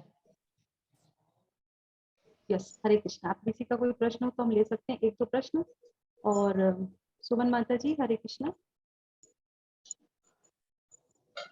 हरे कृष्णा माता जी, वी नीड हमको 2 जनों को उनकी जन्मदिन की शुभकामनाएं देनी है। हाँ, एक तो है है, आज उपस्थित है इस सत्र में। हाँ जी, आयुष प्रभु जी और कौन सी और माता जी? अनीता वाधवा। अनीता वाधवा माता जी, आप लोग हैं क्या? अपना अपना कैमरा खोल सकते हैं आप लोग? आयुष प्रभु और अनीता माता जी। ओके, तो माता जी कहाँ? आयुष प्रभु, हरे कृष्णा, हरि बोल। अनीता माता जी, हरे कृष्णा। तो आप लोगों के जो है जन्मदिन जो है निकल चुके हैं, पर फिर भी जो है हम आपको बधाई देंगे हरे कृष्णा के मंत्र के साथ। आपको जो है भगवान कृष्ण भावना भावित सहित जो है आप लोगों को आपके जन्मदिन की बहुत बहुत शुभकामनाएं। तो हम सब लोग बोलेंगे एक बार हरे कृष्णा मंत्र आयुष प्रभु के लिए और अनीता माता जी के लिए। हरे कृष्णा कृष्णा कृष्णा हरे हरे हरे राम राम राम हरे हरे हरे कृष्णा कृष्णा कृष्णा हरे हरे हरे राम राम हरे हरे। हरे कृष्ण। एक दो प्रश्न ले सकते हैं हम और उसके बाद यस माता जी बताइए कोई प्रश्न। हरे कृष्णा माता जी। यस माता जी, मैं गूगल फॉर्म का लिंक अभी डाल सकता हूँ मैं? हाँ हाँ बिल्कुल डाल दीजिए सेशन। हरे कृष्णा माता जी। हरे कृष्णा। कल की प्रश्नावली के आंसर नहीं आ रहे मैम। कल के प्रश्नोत्तरी के आंसर नहीं आ रहे आज। अच्छा, तो वेदांत प्रभु बताएंगे आप प्रभु? मुझे तो नहीं इसमें नॉलेज है कुछ भी। जो स्कोर नहीं दिखाई दे रहा ना, कितने क्वेश्चन हमारे गलत हुए कितने सही अच्छा हुए। अच्छा, वो सेटिंग नहीं होगी उसमें। अच्छा, उन्होंने उसमें ऐड नहीं किया होगा आंसर का। ओके, उसमें स्कोर नहीं दिखा रहा, हम जो आंसर करे नहीं हैं। दिखा रहा होगा। ओके, तो वेदांत प्रभु आप उसकी जो है उसको एक बार, मैं क्योंकि मैं फॉर्म फिल नहीं करती ना, इसलिए मुझे पता नहीं है। क्वेश्चन दिखने के बाद में ना आंसर का ज्यादा वो होता है कि हमारा रिजल्ट कैसा रहा। हाँ, हो गया होगा कुछ, वो दोबारा से कर देंगे, कोई बात नहीं। ऐसा कुछ अगर नहीं रहता माता जी, लोगों कर्म करिए, कर्म नहीं, आपने सबमिट किया, छोड़ दीजिए। नहीं ये तो बहुत ही अच्छा है। मालूम तो होना चाहिए ना कि हम सही है या गलत है। वो तो ठीक है। माता जी, एक मुझे प्रश्न है। सही था या गलत था। प्रश्न लेते हैं। हाँ, कौन सा किसका जी, प्रश्न? प्रश्न माता जी है कि मान लीजिए कि हम लोग ये बोलते हैं कि हम जो कार्य करते हैं वो भगवान के लिए करते हैं, कोई भी कार्य चाहे पूजा हो या भगवान को खुश करने के लिए, लेकिन इसमें भी तो हमारा अपना निहित छिपा होता है ना कि हमको गौलोक जाना है, भगवान के साथ रहना है। तो कुछ तो वांस है, फिर तभी तो हम भगवान की पूजा कर रहे हैं। थोड़ा ये समझाइए, हमको समझ में नहीं आ रहा है। हाँ, मैं समझ गई आपका प्रश्न। ये प्रश्न बहुत अच्छा है आपका। देखिए, जब हम इस भौतिक जगत में रहते हैं और रहते हुए इच्छा करते हैं भौतिक जगत से संबंधित, वो हमारा जो है अकर्म में कर्म होता है। करेक्ट, समझ गए? पर भगवान के लिए भगवान के धाम जाना उसमें नहीं आता, कर्म में गलत चीज में नहीं आता। क्यों? क्योंकि हम तो अपने ही घर से आए हैं, तो अपने घर जाएंगे ना। करेक्ट, भगवान के धाम जाने, भगवान के यहाँ से अगर हम आए हैं तो हम उनके घर जाएंगे, सीधी सी बात है। तो बीच में जो है भगवान लास्ट में कहते हैं 18 अध्याय में, इसलिए मैं नहीं बोल रही थी इन सब चीजों को, क्योंकि भगवान लास्ट में 18 अध्याय में बोलते हैं कि सर्वधर्मान परित्यज्य मामेकं शरणं व्रज। शुरू में नहीं बोलते, वो शुरू में वो चीजें समझाते हैं। क्यों? क्योंकि अभी हम यहाँ रह रहे हैं, हमें चीजें करनी है। अभी वो शुरू में बोलते हैं सब कुछ छोड़ दो, मेरे पास आ जाओ, वो क्या करेगा? वो सब कुछ छोड़ देगा, काम वाम सब। इसलिए भगवान नहीं कहते, भगवान लास्ट में कहते हैं सब चीजों को समझो, जानो तुम्हें क्या करना है। फोर्स नहीं करते वो कभी भी, ज्ञान देते हैं। अपने ज्ञान से बुद्धि योग का इस्तेमाल करके क्या करना है वो करो। तो ये जो आपका प्रश्न था, इसलिए मैंने बताया कि भगवान के घर से हम आए हैं, जो शुरू में हमने सीखा था फर्स्ट सत्र में, कि हम भगवान के अंश हैं। एक व्यक्ति, एक बच्चा जो है सड़क पे घूम रहा है, उसको भूखा है, प्यासा है, हम उसकी मदद कर देते हैं, पानी दे देते हैं, खाना दे देते हैं, सब कुछ ठीक है।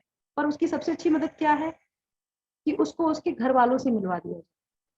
जो आज के सत्र में हमने जाना कि गुरु क्या करता है, उसको उसके घर को रास्ता दिखा देता है, जीपीएस लगा देता है सही वाला।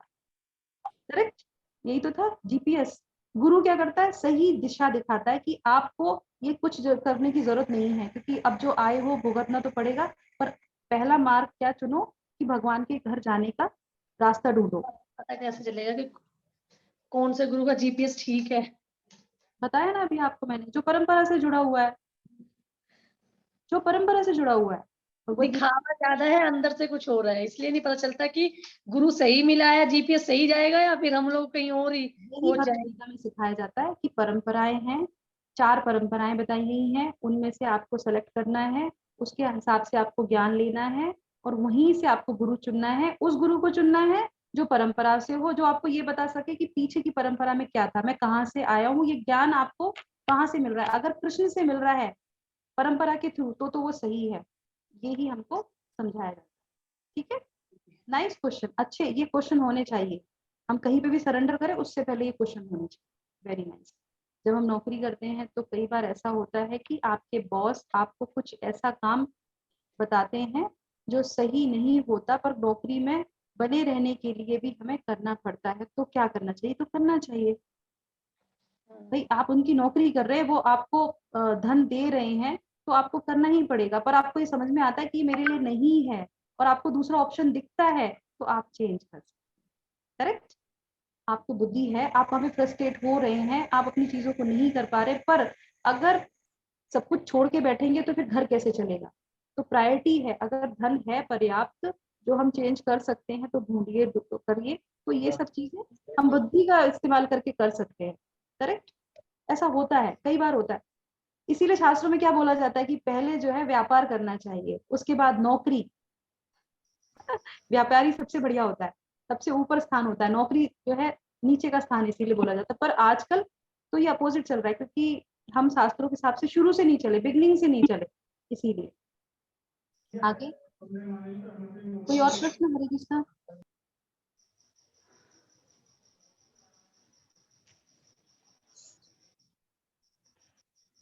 माता जी, ड्यू रिगार्ड्स। यस, ये अभी जो आपने बोला है उसके ओके। किसी और का प्रश्न? कोई माता जी पढ़ना चाहेंगी? माता जी एक मेरा प्रश्न था, मैं कर्म और कर्तव्य में कंफ्यूज हो गया आज।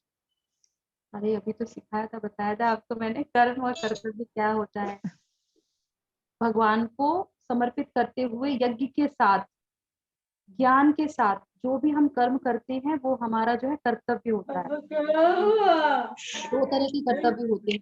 करेक्ट, नित्य धर्म होता है, स्वधर्म होता है, ये सारी चीजें होती हैं। ये हमारा कर्तव्य है, कुछ चीजों का हमारा कर्तव्य बनता है, पर उसको ज्ञान के साथ करना है, भगवान को समर्पित करके करना है, बस वो ही कर्तव्य है हमारा। ठीक है, मनोदशा वो होनी चाहिए। और कोई प्रश्न? हरे कृष्णा।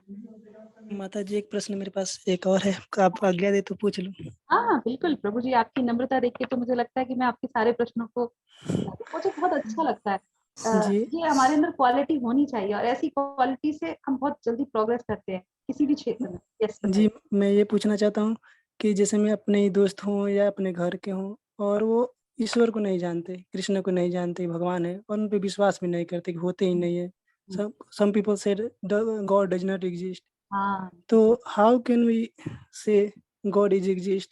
ठीक है, अगर तो ऐसे कुछ लोग हैं आपके पास और हम वो गलत मतलब भावना से दारू शराब पीना, सिगरेट पीना या और स्त्री संग करना, आप समझ ही रही हैं, जो 4 नियम का पालन नहीं करते उनको कैसे इसमें लाया जाए? और मैं जानता हूँ कि वो मेरे दोस्त हैं और उनको सन्मार्ग पर लाने का कोशिश कर रहा हूँ। तो बिल्कुल मैं तो आप अभी बहुत छोटा हूँ अच्छा लेकिन फिर भी चाहता यस, बहुत मतलब अच्छा अपने यस प्रभु। जी तो मैं आपके क्वेश्चन को समझ गई जो आप बोलना चाह रहे हैं। एक्चुअली में हम सबकी भी ऐसी स्थिति होती है, हम लोग कई जगह ऐसे नहीं जानते, पर हमारे माता पिता का इसमें बहुत बड़ा रोल होता है। अगर हम ऐसे परिवार से बिलोंग करते हैं, शास्त्र में कहा जाता है कि आज जो हम कर्म कर रहे हैं ना, इसी के अकॉर्डिंग हमें अगली चीजें मिलेंगी। तो आज हमें बहुत अच्छा कुल मिला है, परिवार मिला है, बच्चे मिले हैं, धन मिला है और सब कुछ मिल रहा है, हम कर पा रहे हैं, तो भगवान की बड़ी कृपा है हमारे ऊपर। और अगर ये अटकलें आ रही हैं हमारे अंदर, तो पहले हमने ये सब चीजें की हैं तो उसका हम यहाँ पे भुगत रहे हैं, करेक्ट। तो पर हमारा प्रयास क्या होना चाहिए कि हमें सबके लिए कोशिश करनी चाहिए, जो आप ऑलरेडी कर रहे हैं। तो हमारा एक सेशन रहता है जिसमें हम जो है 7 डेज का एक सेशन होता है, जो ऐसे बिगनर्स के लिए है, आप लोगों के लिए नहीं है, वो इन लोगों के लिए जो ये जानते ही नहीं कि भगवान है नहीं है क्या नहीं है। तो वो 7 डेज का कोर्स होता है। अगर आप लोग इस तरह का कुछ, अगर संख्या ज्यादा रहेगी तो हम कंडक्ट कर सकते हैं वो कोर्स, जिसको वो सारी क्लियरिटी आती है। उसमें ये चीजें मुख्य तौर से यही चीजें बताई जाती है। एकदम बिगनिंग का कोर्स होता है वो। एकदम से उन लोगों को हम भगवत गीता के 18 अध्याय नहीं समझा सकते, करेक्ट। तो वो आप उनको बुला सकते हैं, देख सकते हैं, आप पर्सनल बता दीजिए कोऑर्डिनेटर्स को कितने लोग हैं, कैसे हैं, तो हम उनके ऊपर भी कोशिश करेंगे कि हम अपनी सेवाएं दें और उनके जीवन में कुछ अच्छा हो सके। ठीक है प्रभु जी, थैंक यू। मेरा सजेशन है यहाँ पर माता जी, मैं ऐड करना चाहूंगा कि आप अपने दोस्तों को किसी भी बहाने से इस्कॉन लाना स्टार्ट कीजिए विद द फूड। वो लोग मान जाते हैं, उनको बोलो कि हम आज फूड ले जाएंगे, वहाँ बहुत अच्छा है, हम एक वहाँ पर फोटो क्लिक करेंगे। After some time he will got that waves and he will start connecting. It's my experience. तो ये प्रभु जी, मुझे नहीं पता प्रभु जी इस्कॉन में आते हैं कि नहीं आते, पहले तो मुझे उनसे वो कंफर्म करने का। प्रभु जी आप आते हैं क्या? जी माता जी, मैं 2017 में जब मैं 16 साल का था तो माला ले लिया था अपने बड़े भैया से। कहाँ से जी हैं आप? जी, मैं बिहार से हूँ माता जी, और मेरे भैया राधा कृष्ण गोस्वामी महाराज के शिष्य हैं। अरे बोल, तो फिर आप ऑलरेडी डिवोटी एसोसिएशन में हैं, फिर तो बहुत ही जी अच्छी बात है। जी, और मैं प्रभु जी का महाराज जी से बहुत मिला भी था। हाँ। और अपने गांव में प्रीचिंग भी होता है, लगभग 10-15 व्यक्ति को हम लोग माला दे दिए हैं। ठीक है, और बहुत अच्छा। और उन्होंने बहुत प्रभावित होते हैं, मतलब आचरण को देखकर मुझे तो बहुत प्यार करते हैं। खैर इसीलिए मैंने बोला आपको, यहाँ पे भगवान यही बताते हैं कि आचरण से हम किसी को भी बदल सकते हैं। तो ये चीज मैंने इसलिए नहीं बोली आपको। लेकिन माता जी सब कोई अच्छी नहीं है, हम लोग चाहते हैं कि पूरा गांव मेरा भक्त हो, मेरा यही हाँ, ये इंटेंशन भी मनोदशा है। होनी चाहिए। और बहुत सुंदर आपके जो भाव है। मैंने आपकी, वही मुझे लगा बहुत अट्रैक्ट करती है ना वाणी। तो पहला गुण तो मुझे आप में दिख रहा था कि आप बहुत अच्छे शिष्य हैं, पर ये नहीं पता था कि आप कहाँ से बिलोंग करते हैं, किस जगह से। पर देखिए, आप सब लोगों ने देखा, Exactly. कौन का एक शिष्य, उसका गुण आप लोग देख सकते हैं। ये गुण दिखते हैं एक्चुअल में। बहुत अच्छा प्रभु जी, और ये मनोदशा रखिए आप। देखिए पूरा गांव आपका जो है हरे कृष्ण का मंत्र जपेगा। बहुत अच्छा। और आप ही उनको सबको जो है प्रेरणा देंगे, देखिएगा। बहुत अच्छा, हमारी प्रार्थना है आपके साथ। ठीक है, आपको जो भी मदद चाहिए वो आप हमसे बता सकते हैं। पर्सनल आप मुझे कांटेक्ट कर सकते हैं। आप कौन से ऑलरेडी जुड़े हुए हैं तो आप मुझे पर्सनल कांटेक्ट कीजिए, हम आपको पर्सनल आंसर देंगे। ठीक है, थैंक ये यू। हरे कृष्णा माता जी। और किसी का कृष्णा माता जी। आज का सब्जेक्ट लेते नहीं तो हरे हम कृष्णा आज माता का जी। एक मिल गया आप लोगों को। हरे कृष्णा। हरे कृष्णा माता जी। Hare Krishna, thank you so Hare much. Krishna माता जी। हरे कृष्णा। हरे हम लोग सत्य को विराम करते हैं। हरे कृष्णा। हाँ, हरे कृष्णा माता जी। माता जी, आरती माता जी कोई क्वेश्चन पूछना है, यस, उन्होंने हैंड रेज किया हुआ है। तो उससे पहले मैं एक छोटा सा अनाउंस करना चाहती हूँ कि कल सैटरडे और संडे को 2 दिन हमारा सत्र नहीं रहेगा। और सैटरडे को जो भी बेंगलोर निवासी हैं यहाँ पे उपस्थित पार्टिसिपेंट्स, प्लीज आप लोग आइए। अमोघ लीला प्रभु के जो है कार्यक्रम होने जा रहा है मंदिर में। और संडे को हमारे कुछ पर्सनल प्रोग्राम रहेंगे, तो वहाँ का भी मैं आपको इनवाइट भेज दूंगी। अगर आपको हो सके, आपका समय अगर आपको समय आपका साथ दे, तो आप लोग अवश्य उस कार्यक्रम में आइएगा। ठीक है, हरे कृष्णा। यस अनिता माता जी, ये आखिरी का प्रश्न होगा आज का।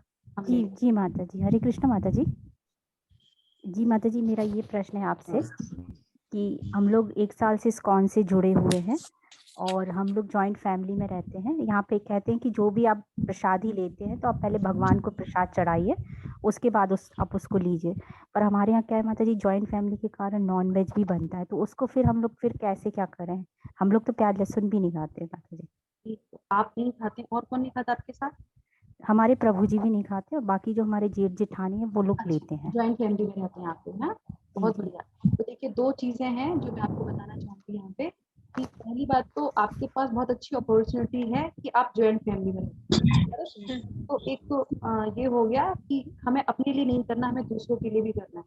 तो आप जगह करते हैं, आप जो भोग एक ही जगह बनता है क्या? किचन एक जी ही? जी माता जी, किचन एक ही है। हाँ, तो कोई बात नहीं। आप क्या कर सकते हैं, आप जो है एक पात्र अलग रखिए जिसमें नॉनवेज न बनता हो, करेक्ट। तो एक पात्र अलग रखिए, थोड़ी सी स्वच्छता का ध्यान रखते हुए उस पात्र में, सिर्फ उसी पात्र में भगवान के लिए कुछ भोग बनाइए। प्रसाद और भोग में अंतर होता है। जो हम भगवान के लिए बनाते हैं वो भोग होता है, ऑफर होता है, उसके बाद वो प्रसादी मिल जाती है।